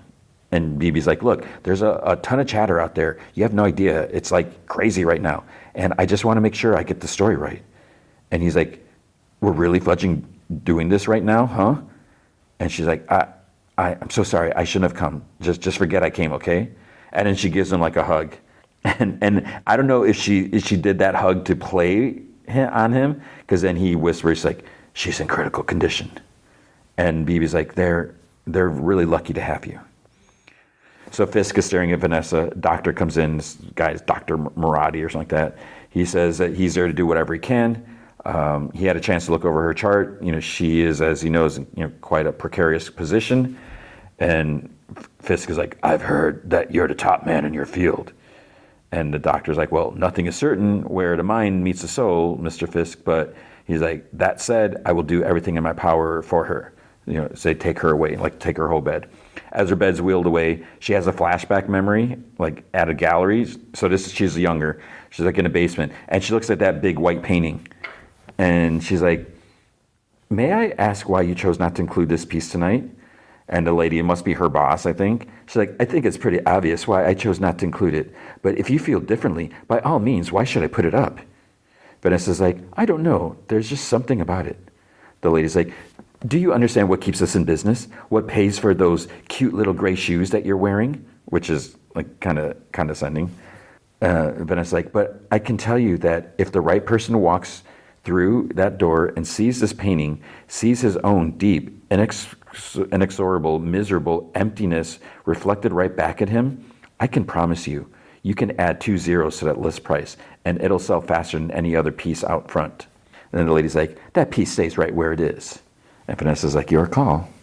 Daredevil brings Bullseye into his dusty back room. There's this like long spider webby hallway, and he's like, Bullseye's like, I'm bleeding out. He's like, I've seen it enough times to know. And Daredevil's like, I'm not interested in your opinion. And Bullseye's like, I've earned this many times over. It's okay. And he like grunts. He's like, you think she's dead? And Daredevil's like, I don't know. And Bullseye's like, and if she is, it all balances.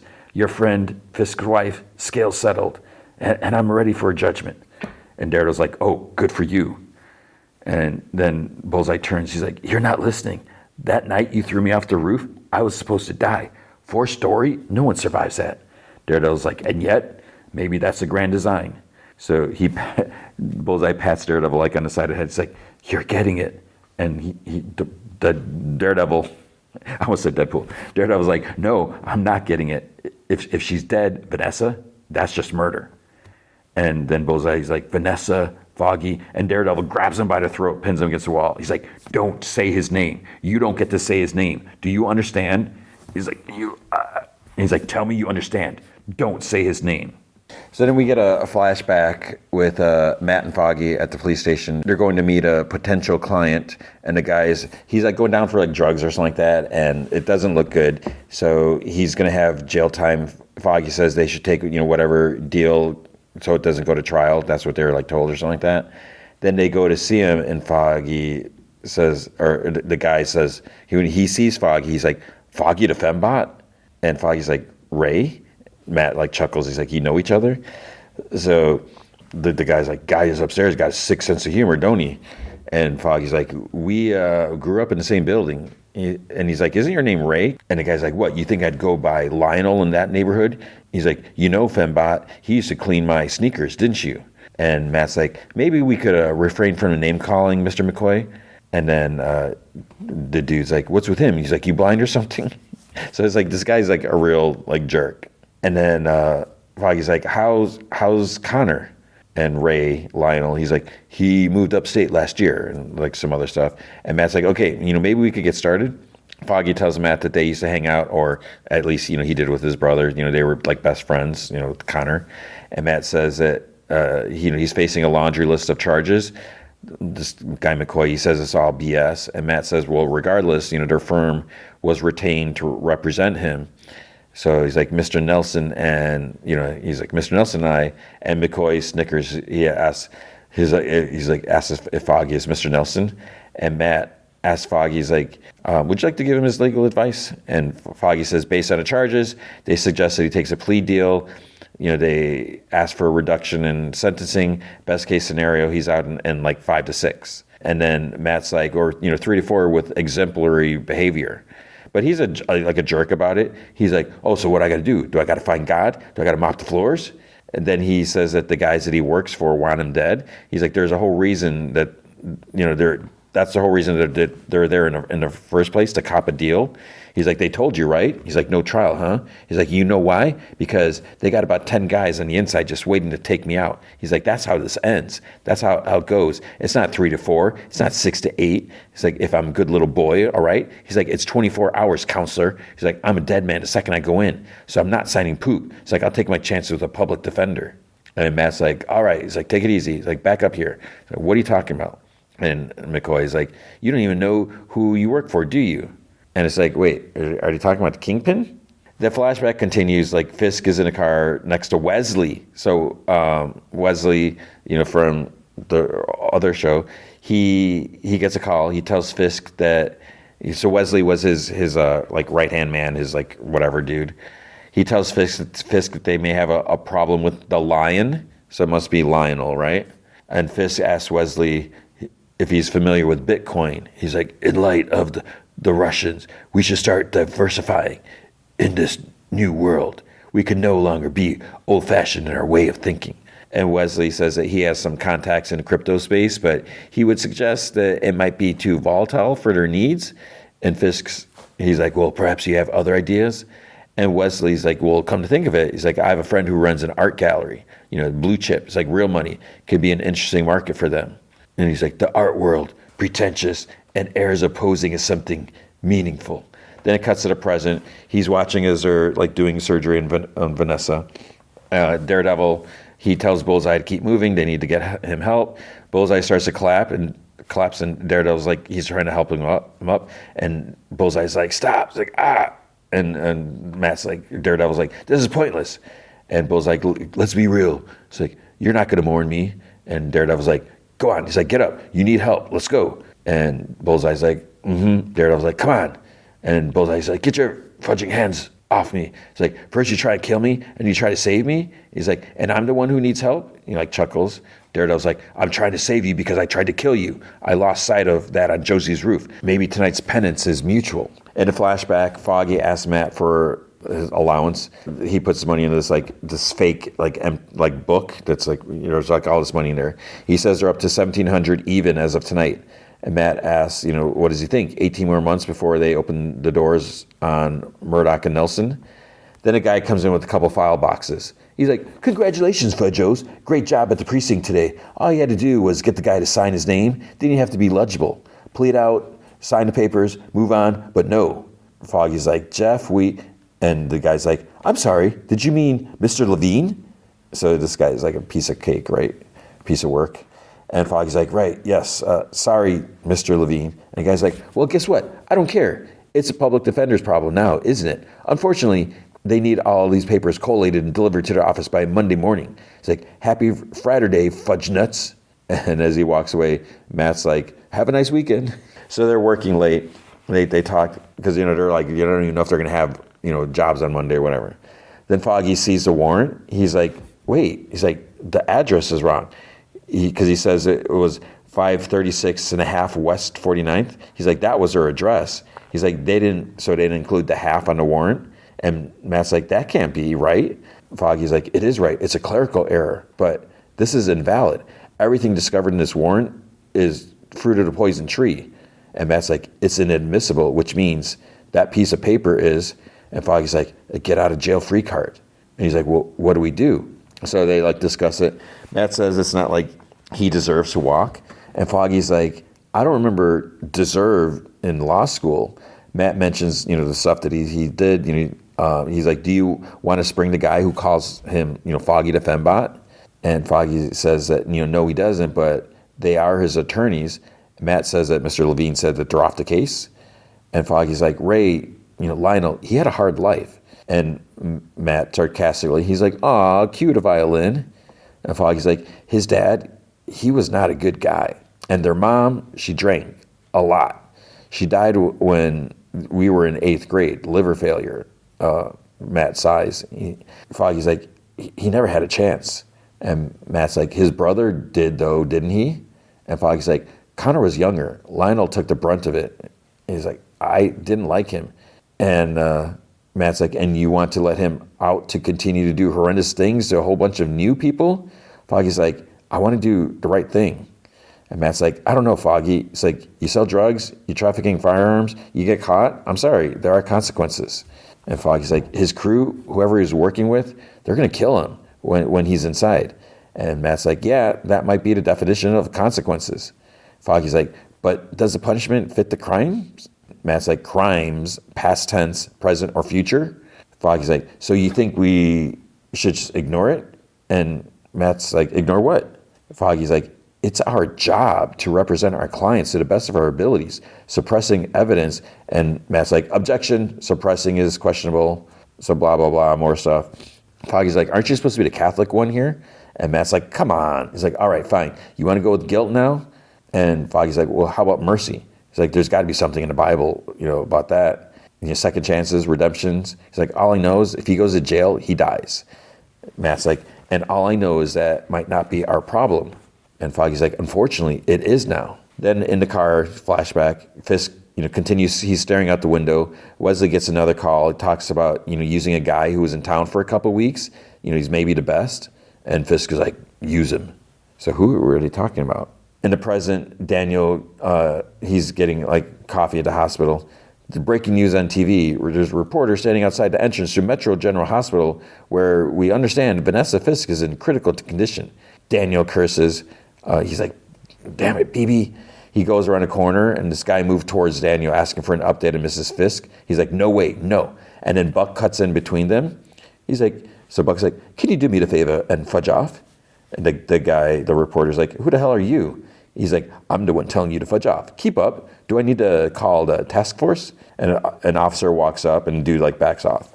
And Buck is like, they're horrible. Trust me. So Daniel asks Buck, he's like, where were you last night? And Buck said he had to run an errand.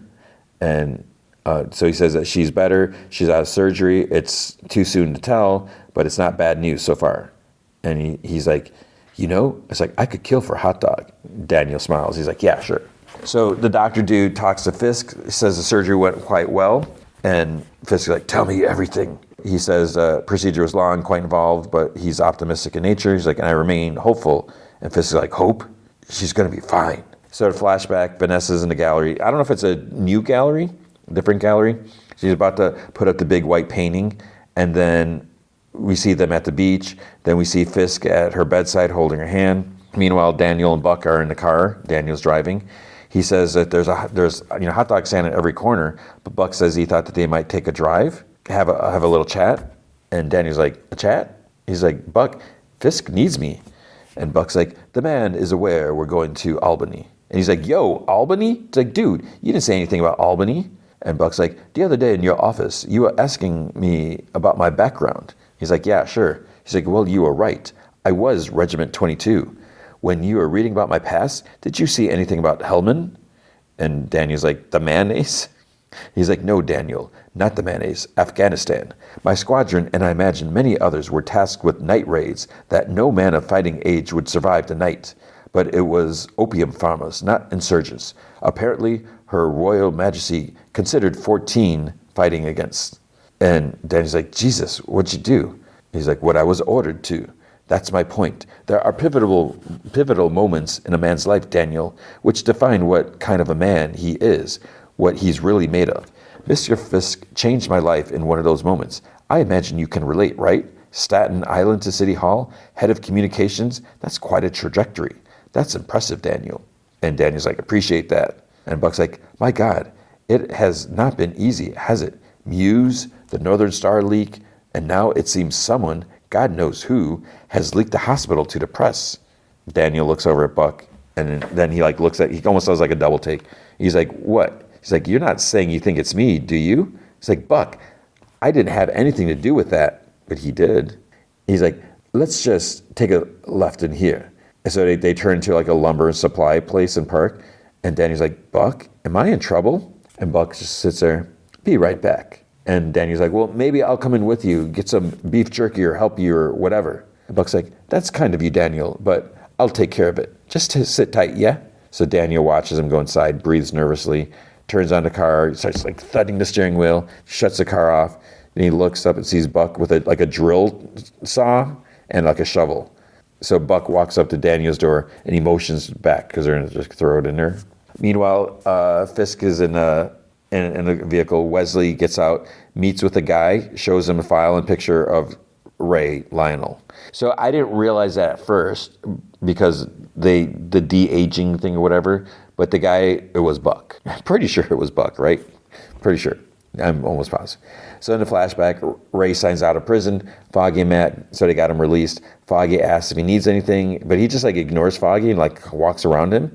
Then Foggy's like, what are you going to do now? And he like puts on like a hood. He's like, what am I going to do? We're like, what am I going to do? Wait for him to come find me. All right, good to see you, Fembot. And Foggy, like, he doesn't know what to say. So it's like they get him out and he's still being a jerk. Daredevil asks Bullseye if he recognizes his place. So they're at the church and Daredevil says they should be safe there, for now. Bullseye laughs and he's like, what does that even mean? He's like, you know what happens if she dies? And Daredevil's like, Fisk turns the city upside down and shakes it until he finds us and kills us. And Bullseye's like, me, kills me. Daredevil's like, us. He's like, I was there. That is more than enough for Fisk. Then flashback, there's a knock at Ray's door.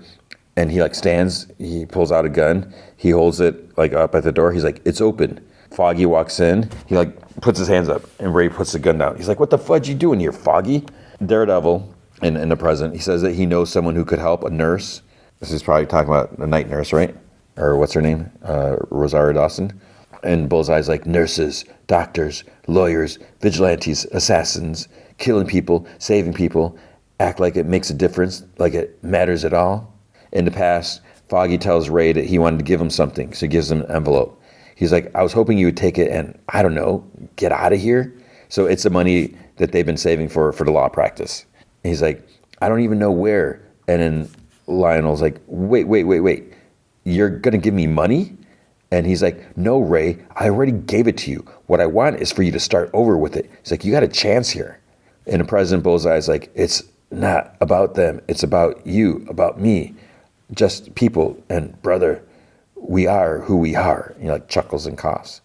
In the past, Lionel's like, you know those nights we used to crash in the living room? You and Connor with the sleeping bags and flashlights, He's like, I never really had a friend like that. And Foggy's like, I know. And the President Bullseye's like, we're all doing the same thing here, acting something out, scratching some kind of itch. But the worst part is when you think you got it beat, you think I outran it, then you turn the corner, bam, there it is, staring you right in the face. Only it's worse this time. And it's always going to be there. In the past, Lionel's like, hey, do me a favor, will you? Tell my brother to stay where he's at, all right? You tell him. I told you to tell him that he ain't got nothing back here for him. And Foggy's like, he's got you. And then he's like, come on, Foggy. He's like, you got to go, man. Get out of here. And the President Bullseye's like, there's no escaping it. Then that like young Reverend dude comes up. He's like, sorry to interrupt. The church will always provide shelter to both of you, but I think they know you're here. So Powell and Cole, of course, they're knocking on a church door. He goes to answer it. Good evening, officers. How can I help? Hello, Father. You haven't by chance seen a couple of vigilantes this fine evening, have you? And he's like, I've been in prayers all afternoon, officer. I don't believe I have. And Daredevil like dumps Bullseye like in the back room. Powell's like, listen, we got to come check the place out. Mayor's orders. Bullseye tells Daredevil, he's like, go. He's like, don't be an idiot. The Reverend dude's like, I'm sorry, but weapons are not permitted in the house of God. Cole's like, the rules have changed. Powell just like walks in. He's like, come on in, boys, sweep it. So it's like just so disrespectful. Bullseye, and he's like, I killed your friend Foggy. I didn't even think twice. That's who I am. Daredevil like listens, hears like the officers like search. He's like, let me die. And Daredevil's like, I don't. He's like, look, I can't save us both. I'm sorry, I tried. And he like walks out. And we see him like on the side gate to the sidewalk. He sees like armed officers like looking around at the front of the church. He's about to walk away. Then he recalls a conversation. So he's at the bottom of the stairs as Foggy is about to come down and probably exit the apartment building. Daredevil's like, or Matt's like, imagine my surprise when I came back to the office and found an empty book. And Foggy's like, how'd you know? And he's like, spend enough time in the tiny office with the same person, you tend to know what they're thinking. And Foggy's like, I'm sorry. It's like, I'll pay it back. Matt's like snickers. He's like, Foggy the fembot. Foggy chuckles. And Matt's like, and there I was thinking the Murdoch and Nelson Fund was supposed to be about the future. And Foggy's like, it is, Matt, but not just ours. So in the present, Daredevil's outside the church thinking. And then in past, Foggy's like, where to now, Josie's? And Matt's like, obviously. It's like, what are we celebrating? And Foggy's like, mercy. Back at the church, Daredevil extends his hand to a nearly unconscious Bullseye. He takes it and gets him up. Then we see Powell and Cole and his goons. They enter the back room. They look around. It's empty. But then Powell sees blood on the floor and he curses. The Reverend dude comes in. And Powell's like, where'd he go? Then it's like daytime. Daniel and Buck, they're stopped in the woods. Daniel's like, shakes his head. He's like, you really don't have to do this, man. He's like, I don't even know what I did, but whatever it was probably stupid. I probably deserve it, but I could just walk away, man. I could just this fudging peer, and you wouldn't hear anything from me. Not a peep, not a tweet, nothing, man. I'd be like Casper. I'd be like a ghost. There's a flashback. So we see young Buck, and again, I didn't realize that was him. Then he cautiously goes up the stairs to Lionel's place. And the president, Daniel's like, look, I didn't fudge and leak. It wasn't me. And Buck's just like glaring at him. And he's like, I promise.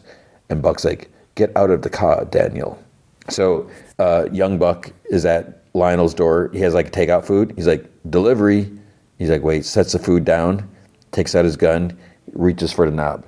So Daniel's out of the car. He's like trying to accept his fate. And Buck's like, I like you, Daniel. I really do. But we work for a man who can change your life. So then young Buck opens the door. He raises his gun. In the present, Buck's like, he has changed your life. And all he asks in return is loyalty. Unbridled, unquestioned loyalty. Past Buck enters apartment, looks around. In the present, Daniel's like, well, I've been loyal. I've stayed loyal. Buck, I'll do anything. I've said it before. I'll do whatever it takes. It's like, please. And then at this point, I'm like, oh my goodness. It's like, okay, maybe he's not going to kill Daniel. Maybe he has BB in the trunk. And so I was like, is he going to ask him to make a choice? Kill BB or kill himself? But then I'm like, well, if BB's in the trunk, wouldn't she be like knocking or pounding? I mean, she could be tied. Even if she's tied up, she'd be struggling. Is she knocked out? Is she drugged? I was like, oh, what's going to happen? He opens the trunk. The shovel and electric saw are there, along with someone in a plastic bag. And Buck's like, saw or shovel? And Daniel gasps softly. But it's like, wait, whose body was that? In the past, Buck sees the blinds and windows open to the fire escape. So Lionel's like running down like an alley. He runs down the sidewalk, goes like around a corner. Then Matt's like, I was thinking, maybe, this is in the past also, he's walking with Foggy. He's like, maybe instead of Murdoch and Nelson, maybe it's Nelson and Murdoch. And Foggy's like, I like that. And Matt's like, yeah? He's like, I bumped you up. And Foggy's like, I love that. And Matt's like, you're going up in the world, buddy. And I think the next 50 rounds are on you. And Foggy's like, well, I don't know about 50. And Matt's like, 49. Foggy's like, 47. And Matt's like, sold. So Daredevil does like a fireman's carry with Bullseye. He's panting loudly, busts into his hideout. Karen's there, like at the punching bag. She's like shocked. Then she like stares at him. He's basically like knocked out. Matt's like, little help? And Karen just like glares at him. At the hospital, Vanessa's hand moves to like Fisk's. She's laying in her bed. He smiles. He says her name. He's like, "You're here." And she's like, "Yes, I'm here. I'm right here. It's so good to see you." And she's like, "Why are you acting so strange?" And Fisk is like, "Well, I didn't think." And she's like, "What didn't you think?" I wasn't, and he like kind of sobs. I wasn't sure that I would see you again. And she's like, "That's absurd. I'm right here." He's like, "Yes, of course. What can I do? What can I do so get you something? Are you thirsty? Are you hungry? Anything?" And she's like, "Yes, I'd like a pineapple juice with ice." And then he's like, "You don't like pineapple." And she's like, "I don't?" He's like, "No, your lips, it makes them tingle, I believe." And she like touches her lips. "Let's try it anyway." He's like, "Yeah, nurse. Nurse comes in and asks her, "Is it okay?" And he says that she's awake. So the nurse wants to check her vitals and stuff like that. He's like, "No." He's like, "Pineapple juice in a glass with ice." And she like backs up out of the room. And Vanessa's like, "Wilson?" He's like, "Yes." "Why did you scare that poor girl? You practically made her cry." So it's like, what is going on with Vanessa? He's like, "No, I'm just overwhelmed, my love. That's all." And she like looks at him and he like, "Please." And she's like, "I've never seen you like this. I just thought that I'm just glad you're with me here again." And she's like, "Why did you think I'd gone?" "I don't know. I just missed you so much. I'm so glad to be here with you." Later, she drinks her juice and he asks if she needs anything else. And she's like, "That was divine." So she rests and she asks him to tell her a story. And he's like, "What kind of a story?" And she's like, "Tell us the story of how we met." So flashback to him sitting outside the gallery. He sees her inside. Wesley says that he arranged for a more private showing, that this is the gallery, and he like looks again. In the present, Vanessa says somehow she must have known that he would walk through those doors and change everything. And he says that he was lucky then that day. And she's like, "No, not luck." She's like, "Not luck at all. It was the grand design," which is the name of the episode. And she's like, "Though you did vastly overpay." And he like laughs boisterously. Oh. Then she's like, "3 times the listing price." And he's like, "I would have paid anything." It's like, "That day was a deal of the century." And then she's like, "Wilson." "Yes, my love." "Will you tell me a story? Will you tell me a story?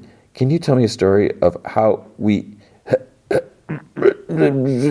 Vanessa, I need some help now. Docs come in. Music starts playing. You can't really hear him. Oxygen mask put on her face. He's like yelling, "Defibrillator clear." He's like gritting his teeth. He's like raising his hands. Cuts back to him, like looking back at the painting. And then in the present, he's just like broken. And then it like fades to black. And then there's the sound of the waves against the shore. And that's the end. And I was like, I kind of feel bad. Even though Kingpin's a piece of crap, Vanessa's a piece of crap, but he did care about her. But it's like, again, like I said before, karma. It's like, you are such a supreme piece of crap. You're such a horrible person. What comes around goes around, right? But man, it is, and see this, my prediction, it's obvious, right? This is going to be the downfall of the Kingpin, because he is already so unhinged, and he's gonna lose it. He's gonna go where, like, I would not be surprised if he's just like starts marching down the street looking for them, and if he saw them, he would attack them right there in front of everyone. He would not care. I feel like he's gonna be so blind and just want to get Bullseye and or Daredevil. He's gonna tear the city apart, and it's gonna be bad. So that was Daredevil. All right, Star Wars, Maul, Shadow Lord. So we got 2 episodes, so get to it. Whispers in the Unknown. So Devin is walking around, Vario sees her, and he's like, "Hey, how'd you do that?" He's like, "How'd you get out?"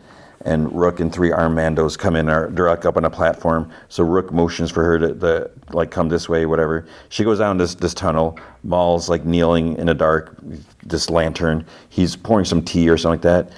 It's like, so you are beginning to see things from a new perspective. And this huge door like shuts behind him, like seals him in there. And she asks, and she's like, what is this? He's like, Cassius T, please join me. He's like, you know my name, but I don't know yours. Perhaps we should start there. And she's like, my name? He's like, yes, it would be proper. Please sit. And she like looks at the lightsaber next to like the tray with tea. And she like sighs, she kneels. He's like, how is your arm? And she's like, fine. May I see it? I can tell that you are settled on who you believe I am. Would you like me to be that person? So he like holds out his arm. I am capable. And she like places her arm in his hand. You are healing well. I suppose concern for your well-being doesn't fit with what you've been told about me. But I invite you to look more closely. And she's like, I see a murderer. Well, we do what we must to survive. Perhaps the days since the Jedi fell. You can relate? It's like, I know what you're doing. We're nothing alike. Are we not? You are part of an order poised to serve the Republic. You don't realize the fragility of these institutions until they're ripped away. I felt certain of my destiny once as well, but that was before my master cast me aside. I had to find my own way. And there's like some eerie like whispering, and she looks at the lightsaber again. My brother was murdered. My mother was murdered. All by the same enemy who destroyed your order. So tell me again, how are we nothing alike? Then she calls a lightsaber to her hands. She stands back, she ignites it. She's like in a fighting stance.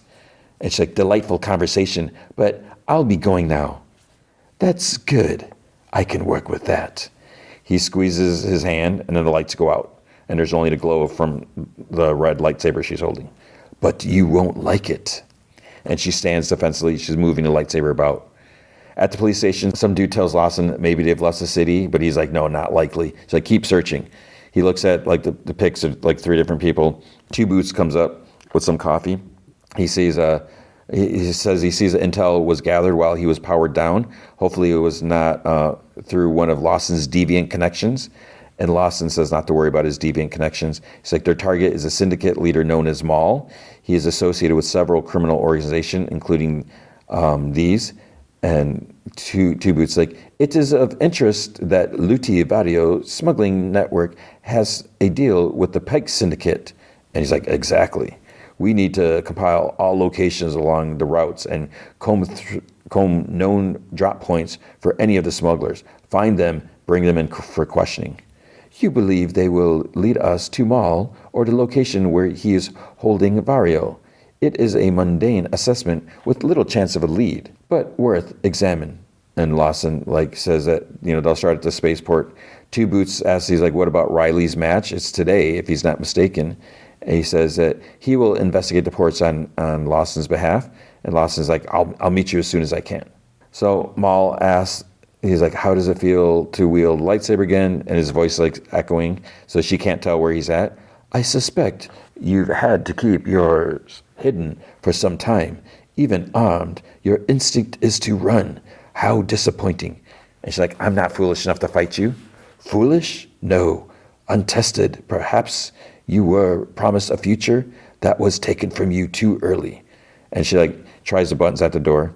Training vigorously to achieve something that few could, only to be denied. You crave that unfulfilled destiny. Your frustration betrays you. She's panting. She's running around the room. But I see your potential. Wouldn't your master be impressed if you killed me? The Jedi wanted to destroy me. You could be the one to do it. And he's right behind her. She spins around with the lightsaber, but he's not there. Meanwhile, Rook opens Vario's cell, and he's like, she got out on her own. He's like, I had nothing to do with it. And she tells him to shut up or whatever. And she's like, she needs a location of the next Pike shipment. And he grins. Two Boots and the other dude, they head to the stations. He says he's picking up unusual activity on his sensors. So they hear voices inside of this place. A Pike enforcer is talking to someone, says that, they killed the crew and stole the payment. And the guy says, like, it wasn't us. He's like, I swear. And the Pike asks, where is Vario? And the dude says that supposedly in police custody, no one's heard, from him. The Pike says they give him a message from Marg Krim, and he shoots the other guy. So Officer Reb shoots. He yells like, drop it, and there's a big shootout. So this guy Reb and Two Boots, they fight. They end up coming out on top. So they get a Pike to open this crate, and then Rook and the Mandos, they're there like up higher. They shoot this like rocket at the crate. Two Boots helps like Reb get to like a safer spot. He's a little injured, but he's going to survive. He says that he's okay. He tells Two Boots not to lose him. So Two Boots chases after like the Mandos. Halt! You're under arrest. Another rocket is fired at him. He manages to duck. More shooting as they go up some stairs, and then he continues to follow them. Then they're already in a ship and they're flying away. Lawson arrives at the arena. He calls out to Riley. So he's like down a little like hallway thing that like leads to the field. And so Riley like waves to him. He comes up to him. He's like, you're here. And he's like, I think Gobo's parents saved a seat for you. And Lawson's like, I'm fine down here, closer to the action. And Riley says, right. Then he gets called to the field. So Lawson's like, go get him. Then there's someone behind him in the hallway, like the hallway to the field, walking with a cane. He turns. He's like, why are you following me? So it's the alien Jedi guy. He's like, I mean you no harm. I'd like to speak with you. And Lawson's like, about what? He's like, my niece, the one you apprehended.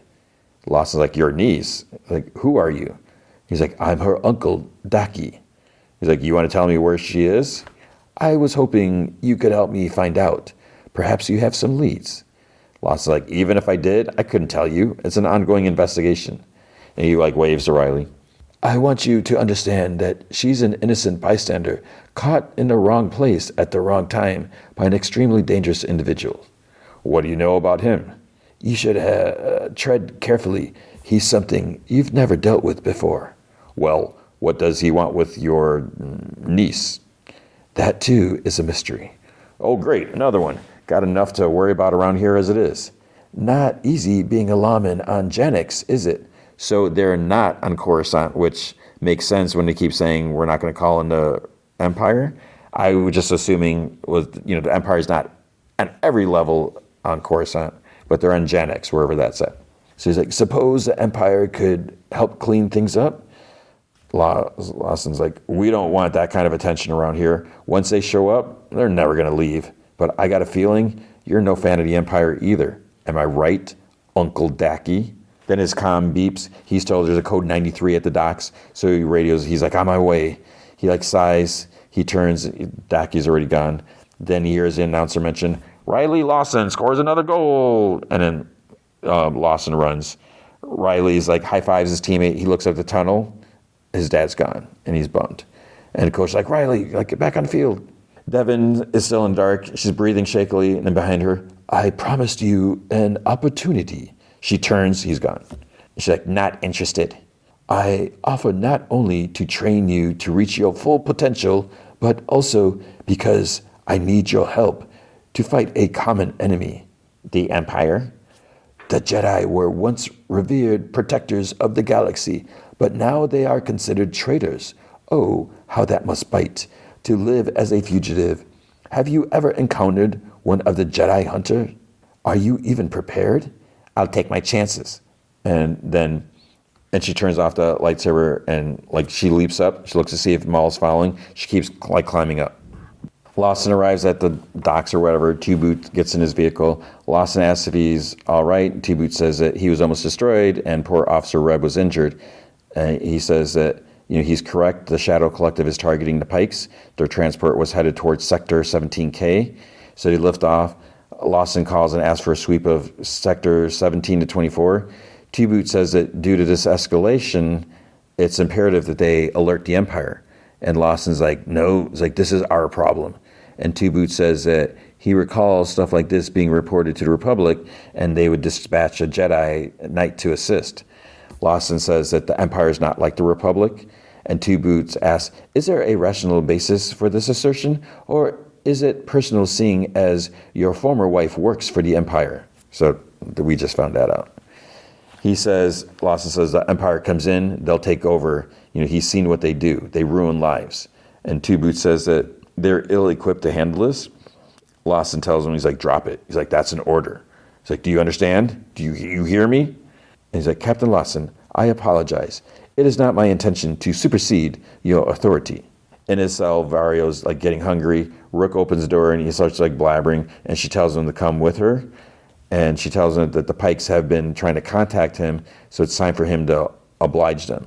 Vario asks, he's like, what should he say? And Rook says that, she'll tell him exactly what.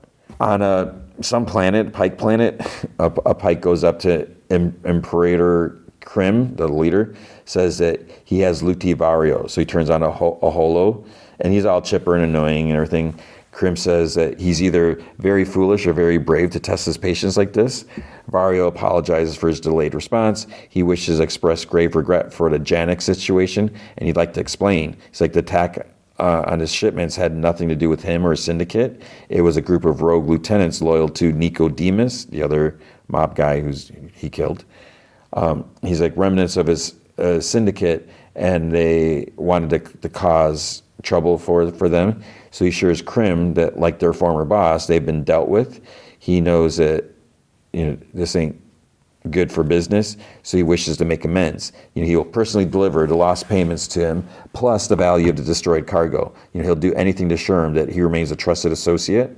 Krim says that if this is one of your schemes, he will send an army of Pikes to capture and torture him, and then feed his remains to his next horde.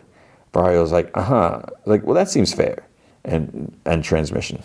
Lawson studies the image of the individuals. Police chief tells him that to get his droid under control, because he went over Lawson's head, he came to her directly demanding urgent Imperial reinforcements. Lawson says that Two Boots have been under a lot of pressure lately, and she's like, well, he isn't wrong. She's like, this may be escalating out of their hands. Lawson says that neither one of them want the Empire here, and she's like, no, but what's worse? The city under attack by a madman, endangering innocent lives, might as well turn it over to the Empire. Lawson says that they've got patrols searching sector by sector. They'll find him, and she says that they better.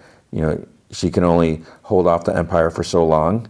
Lawson says that he'll handle Two Boots, and she says for now, she's like, Two Boots is reassigned to desk duty. So Lawson sits at his desk across from Two Boots. Two Boots is like sorting some like data cartridges or something like that. He like kind of pushes this case back, and it kind of blocks his photo of him and Lawson. So I don't know if he did that on purpose or not, but Devin breathes heavily. She's still climbing. Then she sees lights. She runs for an exit, and there's a big shadow of Maul like in front of her. And he's like, you did not think I would simply let you walk out of here. So she sighs. She walks towards him. Like, there's like this big kind of like walkway, like over like this big hole. She takes out the lightsaber, and she's like, let me pass. I'm not afraid of you. He pulls out the lightsaber. It's not that you are afraid. It's that you are weak. So he fights like with one hand behind his back. It's like, you have no purpose, no hope. Your future was robbed from you, yet you sit idle. You are one of the few Jedi who survived. Now you squander that gift. He like sweeps her legs. She grunts, hits the ground. She jumps to her feet. The fight continues. Refusing your call to fight. Your life is in ruin. She like growls, more fighting. He kicks and sweeps but misses. And then she force shoves him back, but she like looks at him, looks towards the exit, runs for the exit. Maul turns off his lightsaber, calls his other one to him out of her hand, like rips it out of her hand. He's like, I'm going to need that back, Devin. And she's kind of caught off guard. She turns and runs. Maul like just watches her leave. And that's the end of episode 3. Episode 4, Pride and Vengeance. Vario's on a ship to go see Krim. He's greeted by his squad of Pikes. Droids are pushing out like 2 crates of credits. A couple of Pikes are scanning the pallets of credits, whatever. Vario whispers, he's like, I had no choice. And the Pike's like, what? Then Vario whispers, like, he's here. A dude says to search every inch of the ship. Their scanners pick up another life form inside. Vario's like, he made me do it. So 2 Pikes go up the ramp. Maul jumps down behind him, slashes Another Pike's like starts shooting. Vario's like yells, she's like, I tried to warn you. So Maul starts like taking out the rest. Vario like cowers behind a crate and then slowly pulls out, he has this little blaster that it's like tucked in his belt. And then he shoots Maul from behind. And it's like, wait, what? So he hit Maul with like a stun bolt, like knocks him out. So he falls to his knees and then falls forward. Vario excels. He's like, I got you. He's like, tell Krim, I'm the one who handed him Maul. They go inside. Krim says, Vario is like, you think I didn't know what was happening on Janix? You think I didn't hear the rumors of Maul's return? Explain yourself. He's like, look, I had no choice. He says he was going to kill me if I didn't cooperate, but I took him on before he could get to you. You're welcome, by the way. A Pike hands Krim Maul's lightsaber. Bring him closer. So he goes and he lifts the cowl, and then a Zabrak looks up at him. That's not Maul. The door's open, Maul's there. Holds up his hand, the lightsaber in Krim's hand gets pulled out and returns to him. It slashes him on the way. It's like, you don't see that often where someone gets slashed by like a lightsaber being controlled by the Force. So he yells, Vario like yelps, Pike start like shooting. Maul uses his saber to block before it returns to his hand. He joins the two ends together, starts spinning it around, shoves some of them back, slashes at other. Ricochets, from the blasters are taking out others as well. Then the final three, they drop their blasters and they raise their hands. So Maul kneels down by Krim. I was alone and weak after the tragic events on Mandalore, and I came here to you, my old ally, seeking safe haven. But you tried to kill me. You failed. This is what awaits all those who have betrayed me. The three Pike dudes like kneel to Maul, and he goes up to one. You are the captain of the guard? Yes, my lord. What is your name? Colt, Lord Maul. You are in charge now, Colt, but you answer to me. Back on Janix, Devin runs down the street. She's holding her injured arm. Daki is about to go down like below through this hatch, like into the sewers. But then he senses his Padawan, and she calls out, Master! They hug, and then he notices she's injured. She says she's fine.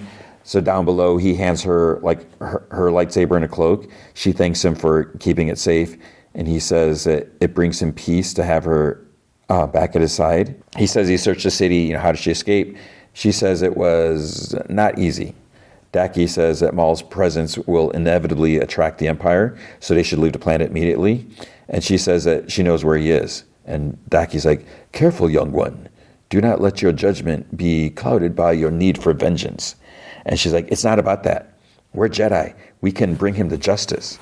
And he's like, we are no longer the defenders of justice in the eyes of the galaxy. And she's like, but there are good people here. And we're the only ones who can stop Maul. We can't just leave him to terrorize them. And Daki's like, he is not alone. He has many mercenaries. And she's like, well, what about the local authorities? There's a detective, Lawson. And Daki's like, he's like, yes, I am familiar. At the station, an officer comes up to Lawson and says that they've received an anonymous transmission reported to the location of the fugitive. And he's like, we got a lot of tapes, Wade. And the guy's like, yeah, this one was directed to you specifically, sent from an Uncle Daki? And he's like, didn't know you had an uncle. And he's like, where's the location? He's like, Sector 14Q. He's like, that area's abandoned. So he runs up to the chief, says that he knows where Maul is, says that he needs a strike team immediately. So if they wait any longer, they might as well invite the Empire to get him themselves. And she's just like, approved. So but she tells him to be sure and get him this time. Two Boots asks if has something transpired, and he's like, we got a lead on Maul. Two Boot gets up, we must alert the Empire. And so he like runs up behind him. He's like, Two Boots, what are you doing? We are not equipped to apprehend this fugitive without adequate support. And he's like, no, I need more time. Two Boots like enters his communication booth, and he sits at the keyboard. I'm sorry, Captain, but your abuse of protocol potentially places yourself and your squad in terrible danger. I have no choice. Sorry, buddy. He turns him off. But it's like, dude, the police chief said, yeah, go ahead. So she's approving this and overstepping his bounds. Devin and Daki wait in the shadow at Maul's. He tells her to settle her nerves, and she asks, what if they don't come? Daki says that nothing in life is certain, but he feels confident the lawman will investigate based on the info he sent. Several vehicles, ships arrive, police droid exits, spy bot sees them coming. Lawson and the droid move closer. They send out like a little floating camera droid. They move further and they find Vario with his hands up. He has some little device in his palm. Lawson's like, "What is this? Where's Maul?" And Vario, he sets a little box down. "Right here. He's got a message for you." So holo image forms. "A pleasure to see you again, Captain, is it?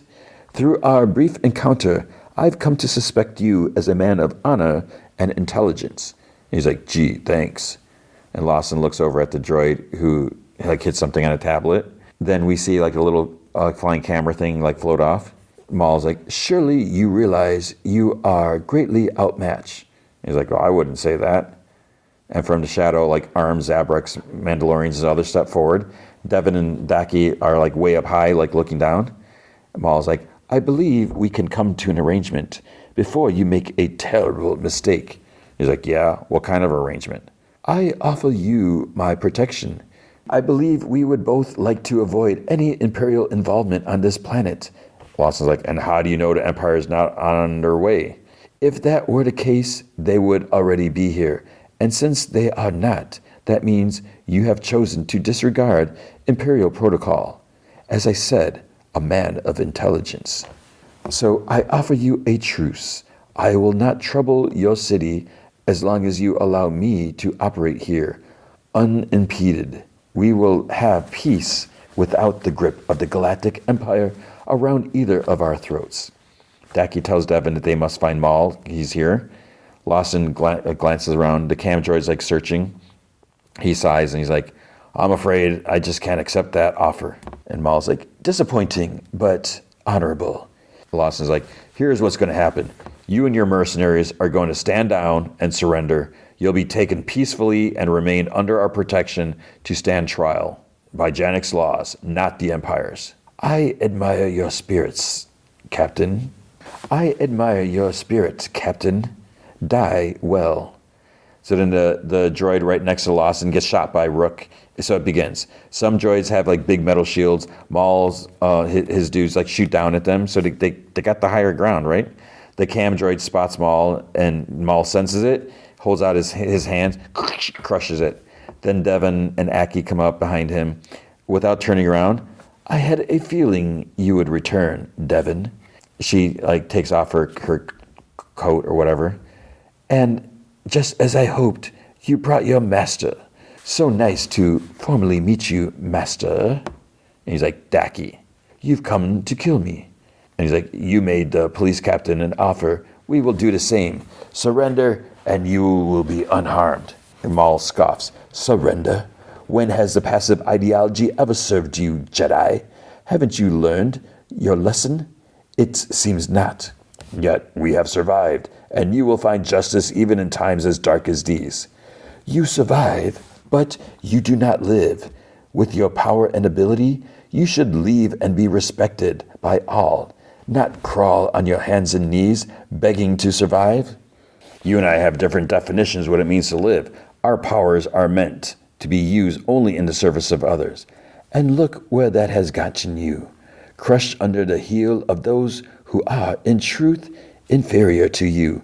It is your unwillingness to use your power that makes you weak. That is your delusion." Maul turns on his double blades. "Then let us discover the truth." So the Daki and Devin both turn on their lightsabers, are blue, of course. So then they charge at him. He blocks. He kicks Daki back, blocks against Devin. Daki comes at him and gets kicked again. Maul gives Devin a force shove. She digs her blade into the ground, to slow her down. He fights Daki, senses Devin coming up behind her, does a backflip over her, and now they're both in front of him. Then he sees a burn mark on the wall, and I don't know if he seems pleased by that. I don't know. Down below, the police are still getting shot at while ducking and dodging. Lawson picks up the droid tablet. He sees the last image from the probe droid, and he he radios that it has a position on Maul. He looks up and he sees like a glow of like lightsabers. So he says he's going after him. Rook's like firing in his direction. So he shoots this big like steel structure, causing it to like topple so he can make his getaway. Maul continues fighting the other two. Another kick to Dacky, hand force like shoved to Devin. She flies back and like slams in a column, so she looks like she's knocked out now. Dacky manages to deliver a kick to Maul's knees, and he like groans. So we haven't seen him, and I don't know the specs of it all, but you know he obviously he lost his lower half, so he's got.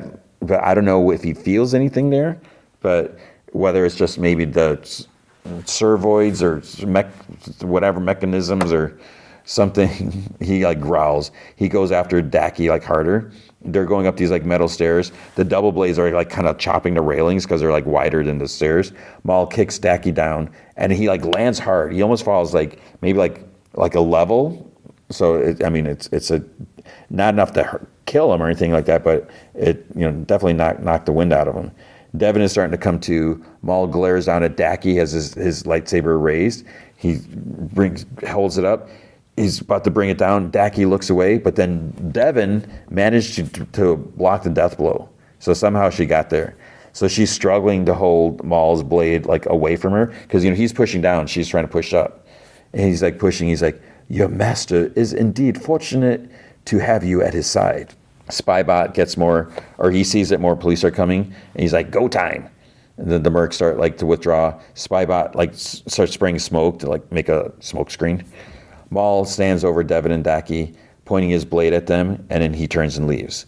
Devin is about to get up and go after him, but then debates, and she decides to stay by her, to protect her master.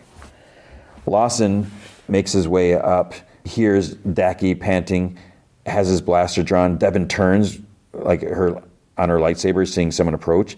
Dacky is like injured or exhausted or whatever. Lawson's like, "Why didn't you tell me you were a Jedi?"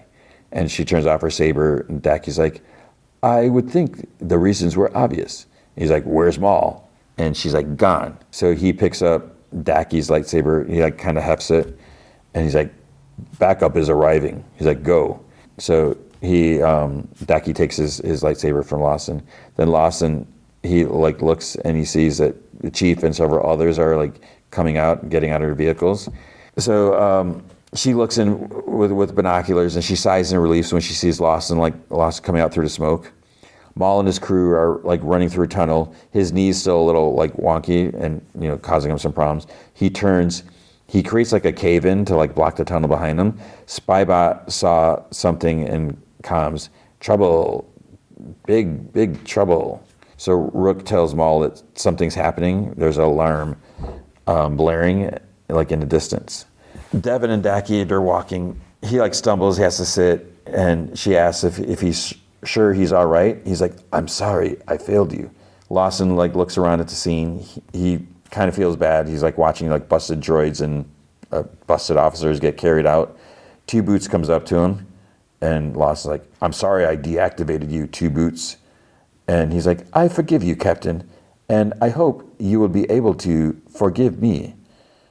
And then a lot of devices start like beeping. They all look, and then Imperial music starts playing. A Star Destroyer is like headed toward the planet, towards the city. So, oh my gosh, Two Boots, it's like, you are such a stubborn whatever, and I don't care if it's protocol or whatever. It's like, you have no idea what this means. Like, the Empire, they're going to ruin this planet now. So, and what's Maul going to do? He's got to leave now, or is he going to stay somehow and fight? I don't know.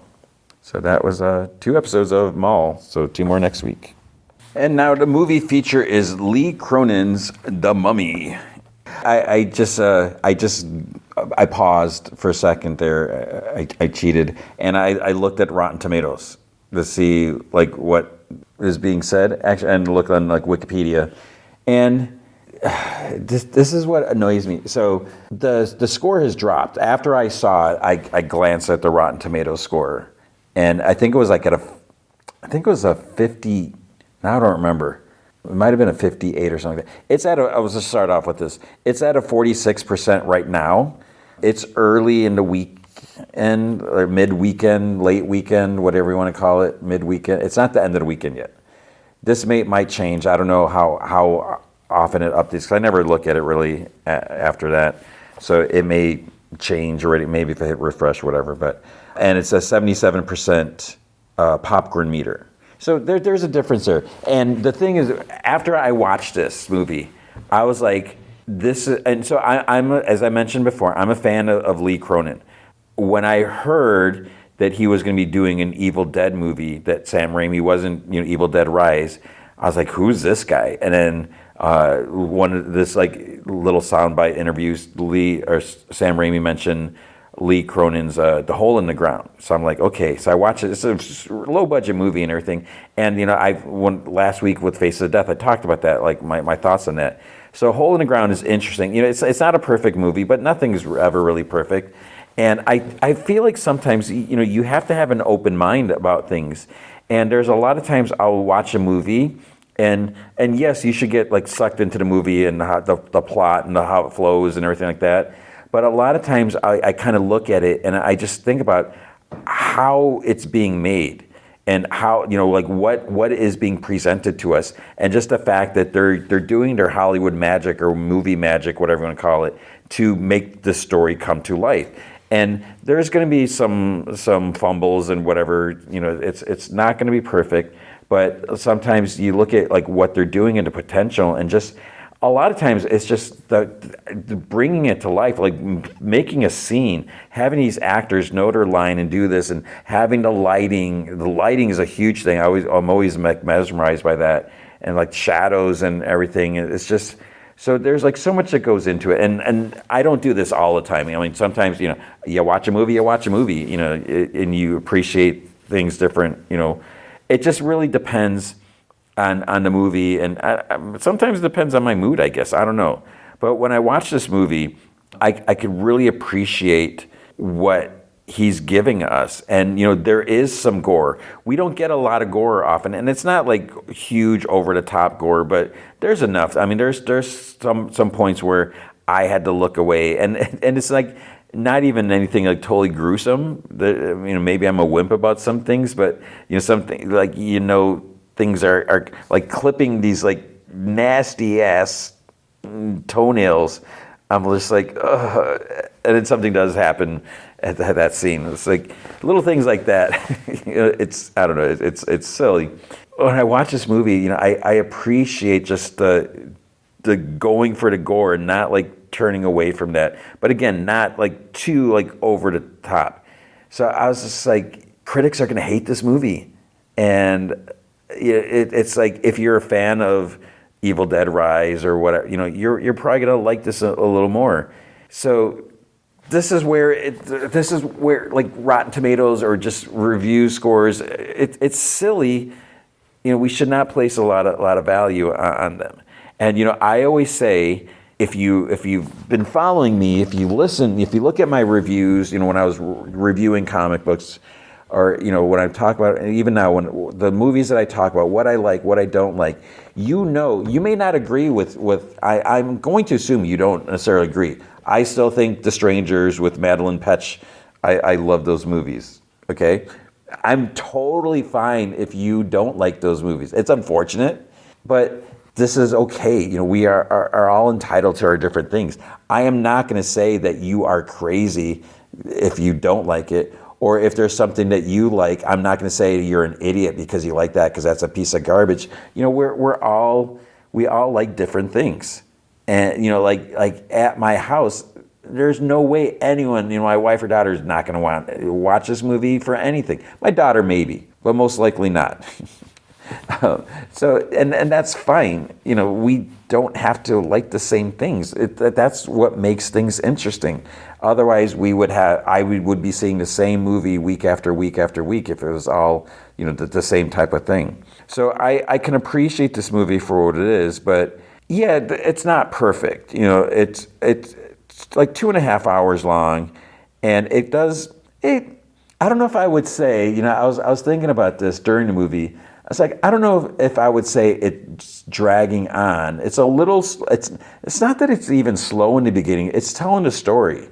And that's okay I'm not like I'm in a rush to get home and get out of there. I think I paid like $14 for my movie ticket. I want to be entertained. I want to, this is my escape for whatever. I'm here 2.5 hours. Give me, whatever. And so the movie goes forward. And sometimes it's good to see that. I mean, that's why people binge TV shows, because, you get all this stuff and it's like a big experience. It's like a big, long movie, right? So I can appreciate all that, but yeah, there's some like little minor things that are like, okay. So what is the story here, and this is what's annoying. Like I also looked at IMDb a little bit and just looked at a couple, but some people are like oh, it's not even the Mummy. It's like they're just using that name, and some people are like. Someone was going on about, why is Lee Cronin, why is he putting his name in a title and thinking he's like arrogant or something?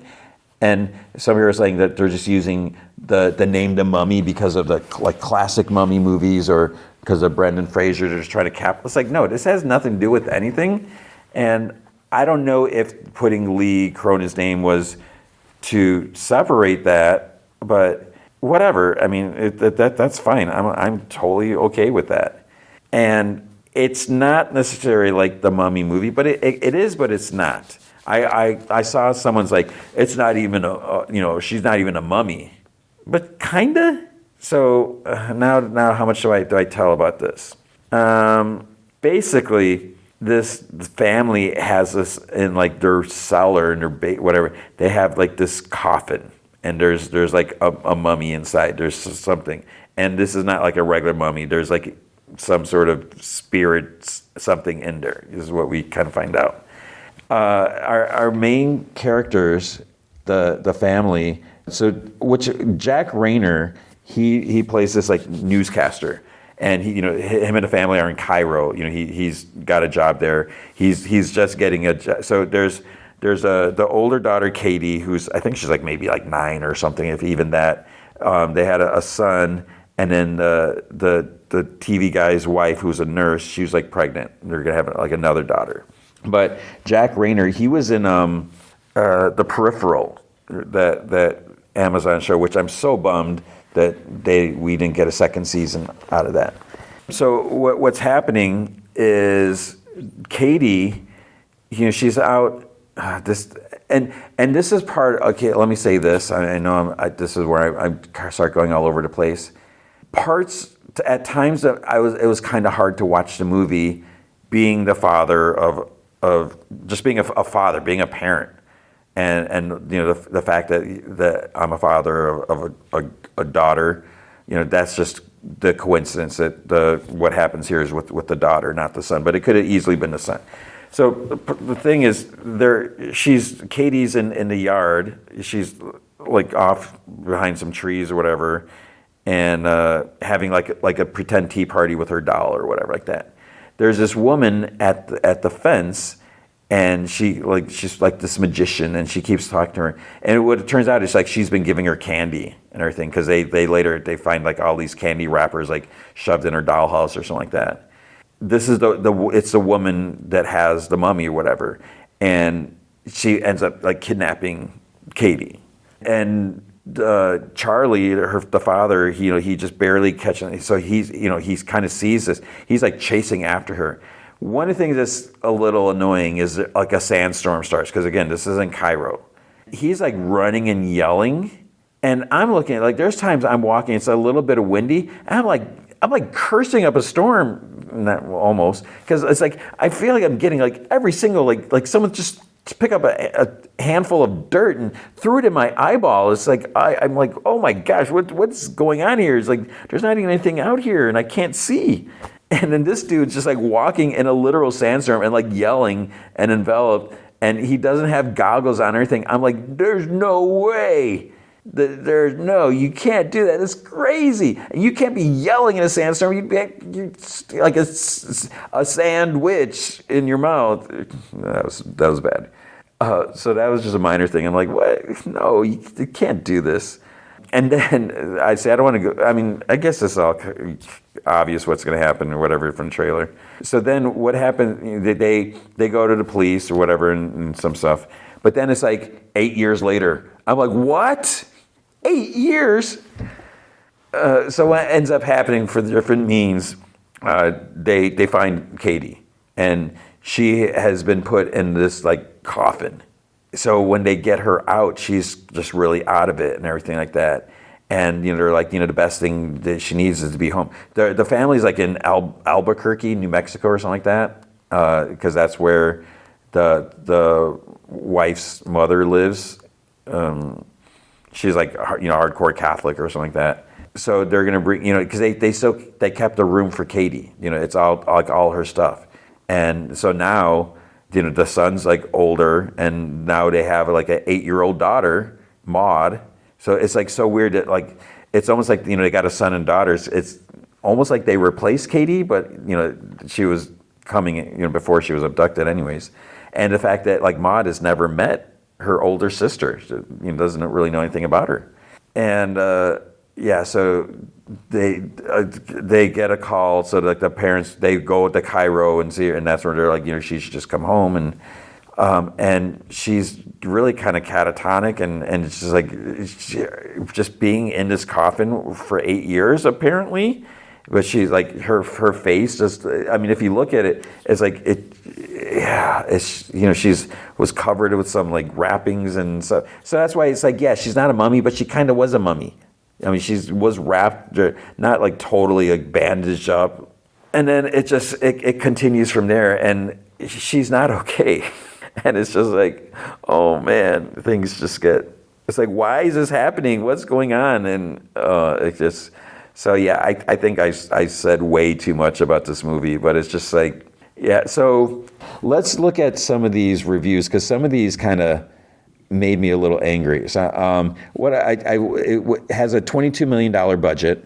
One of the things I saw on Wikipedia where Lee Cronin was like, he was happy he got like authentic like Egyptian actors like speaking Arabic or whatever and stuff like that. So that's cool that they were able to do that. Also, apparently his mother died. It says some of the ideas for the film came from Cronin's real grief while dealing with the death of his mother, who died the same day he finished Evil Dead Rise. Cronin said that he initially had no interest in The Mummy, but working on the film helped him process the death of his mother, who died before watching Evil Dead Rise, and The Mummy is a response to that. So it's like, okay, interesting. So yeah, it's at was it 46%? Yeah. So it is at a 46% based off 114 critics, which is not many. So 46% of, so again, this is what Rotten Tomatoes means. 46% of the 114 reviews are positive. So it's not like it scored a 46 out of 100. So two different things. Okay, whatever. New York Post gave the film 1.5 stars out of 4, calling it a gross horror flick that is just The Exorcist with gauze. While also writing, the director mostly reshapes what a mummy actually is to suit his lackluster whims. It's like, oh my gosh. So what, you want it to be like the exact same thing as a mummy? What would be the point? It's Brian something from RogerEbert.com gave it 2 stars out of 4, writing, there's just never a weight to the idea. There's just never a weight to that idea because these characters are just pawns in Cronin's game. I don't know. His attempt to make you squirm as much as possible. You'll definitely squirm, but mostly out of boredom. No. Okay, I don't even understand what that means. Benjamin Lee of The Guardian gave the film 2 stars out of 5, writing that the film was absurdly, watch-checkingly overlong, tonally unsure, and fatally not all that scary. Maybe there's something else I saw. But this is the thing. If you are in a movie, if your job is to watch a movie and you can't sit through 2.5 hours, if you're checking your watch, get a new job. If you are checking your watch during a movie like this, You shouldn't be reviewing movies like this. You shouldn't be reviewing whatever horror, whatever you want to call this. It's like, my God, your job is to watch movies. It's like saying like, oh, I'm teaching school. I'm just waiting till summer. Well, I'm kind of waiting for summer to be over. But it's like, no, you don't cut corners. Like, oh, I don't want to go. This chapter's too long. Let's just kind of skip over till we get to the end. No, that's stupid. My job is to teach all this stuff. Your job is to watch the movie and shut up about it, or not shut up about it because you have to talk about it. But it's like, my God, if you're going to complain about things, then I don't understand sometimes. And again, it's fine if you don't like a movie. I don't have to agree with it, but sometimes I just don't understand. I'm so glad I don't write reviews because it is pretentious. It's where you think that you know it all, that you are going to say, this is the best thing, this thing is no good. Who are you to say that? And a lot of time I look at it also, it's like I was writing movie reviews. I have no degree in film school, nothing like that. I don't even have a journalism degree. I was a math major. My degree is in math education, and I was writing movie reviews. Okay, and when I was writing reviews for GameSpot, we had a really nice size audience. They had a visitor, whatever you want to call it, unique views and all that mumbo jumbo stuff. And here I'm doing this movie, and it's the same thing. All the reviewers reviewing video games. It's not like they went to game design school or anything like that. They're just playing the game and you review it. And yeah, you build up, you learn different things and stuff. But it's like, so all of this, no, this isn't the case for all reviewers. There are some reviewers that have, some credibility. They know what they know. They've learned a bit. But I know I look at the bottom of Rotten Tomatoes, I'm seeing all these other people like, oh, YouTube channel or this or whatever like that, or someone from this, it's like, all you did is you submitted some sort of form and you're included in Rotten Tomatoes. If I did reviews, I could do that too. I could be included, but I don't write reviews, and I'm not going to submit. I can't submit my podcast because it's after a fact, whatever. Maybe, I don't know. It's just so annoying, and this is why I don't focus on the reviews.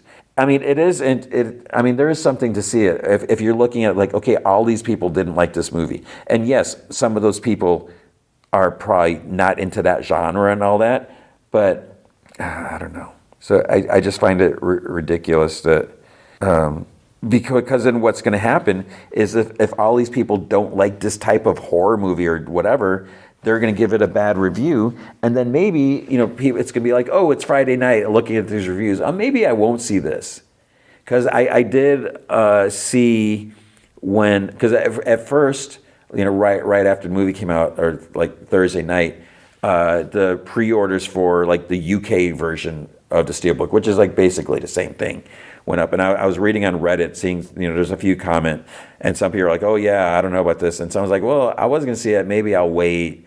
Or I was thinking of getting this, but I might pass. I don't know. And so it's like, it does affect people, but, don't let someone else tell you what is good and what's not. You need to make your own decisions. But I'm telling you, you should see this movie. But that being said, I was thinking about that. I was like, okay, am I going to buy this movie? Because like I said, that is like, that's, if I really like the movie, I want to own it. Even though I got Super Mario Brothers movie and I didn't love that, but that's a different story. And as I'm watching this, part of me is like, I don't know if I want to watch this movie again, at least not anytime soon. And part of that is it's a little disturbing, but not really your classic definition of disturbing. Part of it, again, is being a parent, and there's just some things that are a little uncomfortable. Just, I don't want to think of like my kid going through anything like that. I don't want to think about any kid going through something like this. But then I'm sure there's going to be other people that are laughing at it because they're just desensitized. And I think that also makes a difference in whether you like something or not. Can you relate? I've talked about this so many times. When someone dies in a movie, do you just see it like, oh, that character's gone, okay, whatever? Or do you think about it as like, that if that was a person, they are gone. They are done. They're never coming back. Those people around that care for them, they're never going to talk to that person again. And that is sad. I mean, it's just like when I was talking about like Daredevil. I felt bad for friggin' Kingpin. I can't stand him. So then later, like maybe an hour later, it was like super late Thursday night, link comes up to like, I think it was like, I don't know if it was Amazon and Grub or whatever, or maybe Walmart. It's like The Mummy. I'm like, click, pre-ordered. So I did get it. So mainly because it's Lee Cronin, because I like, I dig what he's doing. I want to support his movies. I'm excited he's doing another Evil Dead, right? Is he doing Evil Dead Burn? Is he doing Evil Dead Burn? I think he is. But it was a decent movie. And like I said, there's some little things that, besides the sandstorm, I wasn't super crazy about that.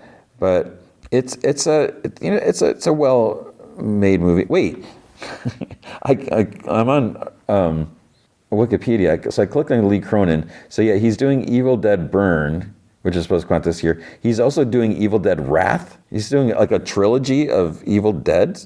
Director. Oh wait, no. He's an executive producer on Evil Dead Burn and Evil Dead Wrath. Okay, so he's not directing those. Oh, okay. I'm still excited about those. So that's pretty much it. I mean, I feel like I've said too much. It's an interesting movie, and I'm glad it's not like your typical The Mummy movie, because it is something different, and it was weird, and it gets freaky, and there's some slight absurdity, very very very very minor, but it's pretty gruesome, or pretty it's heavy, but I appreciate that. So that is the movie. That is a podcast. I think you should watch it, unless you're just not into horror movies. But it's good to support horror movies, because we need more horror movies, right? We need more whatever.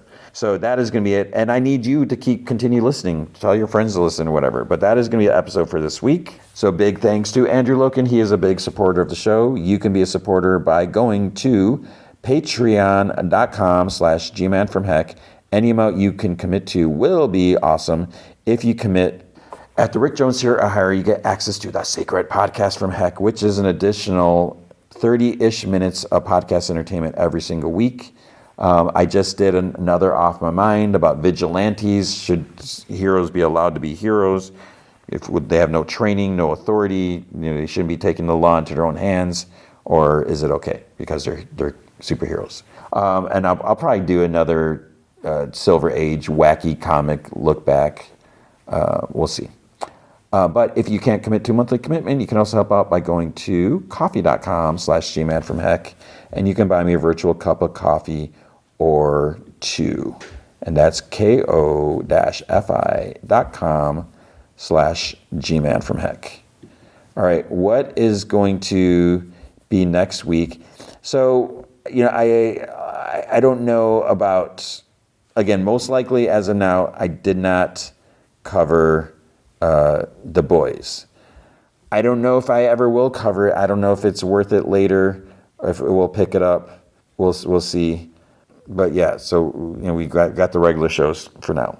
What about the movie feature? I'm a little. I'm debating. I mean, it's probably gonna be Michael. We got the Michael Jackson movie. I'm curious to see what they do with it. It's 2 hours and 10 minutes. It's like, okay. It is showing in the Screen X. I don't think I need to see that in the Screen X. It's like, what? It's going to be live performance. There's going to be more people on the side. I don't know about that. I'll have to think about that, but probably not. There's also Mother Mary. This movie isn't this Anne Hathaway? Wait, maybe not. Oh, is this not what I think it is? Long buried wounds rise to the surface when iconic pop star Mother Mary, Anne Hathaway, reunites with her estranged best friend and former costume designer Sam Anselm, Michael Coel, on the eve of her comeback performance. Maybe, I don't know. So maybe, I guess it's going to be. I mean, that could be an interesting movie, but maybe not. It doesn't seem like it's not one of the typical things that I would cover. What I wish I could see, what is coming out this week, and I don't know if it's like a one day only thing, but Speed Racer is, I think it's going to be like IMAX. I'm not going to City for IMAX, so you could see that again. Yeah, because other things come out. Broken Bird, don't know what that is. Desert Warrior, Over Your Dead. Oh no, Over Your Dead Body. I wanted to see that. That's Samara Weaving and Jason Segel. Oh crap! The theater doesn't have that listed, so maybe I should hold off on buying a ticket to see. I'm curious about Michael. I would much rather see Samara Weaving and Jason Segel. We'll have to see about that. I wonder. I hope that's going to play because I wonder if it's a smaller release. We'll see. So one of those will be the movie feature. So that is going to be it. I hope you are doing well. I hope you enjoyed this episode. I hope you're taking care of yourself. I hope you're finding time to do fun things. And I hope you remember, be good to each other.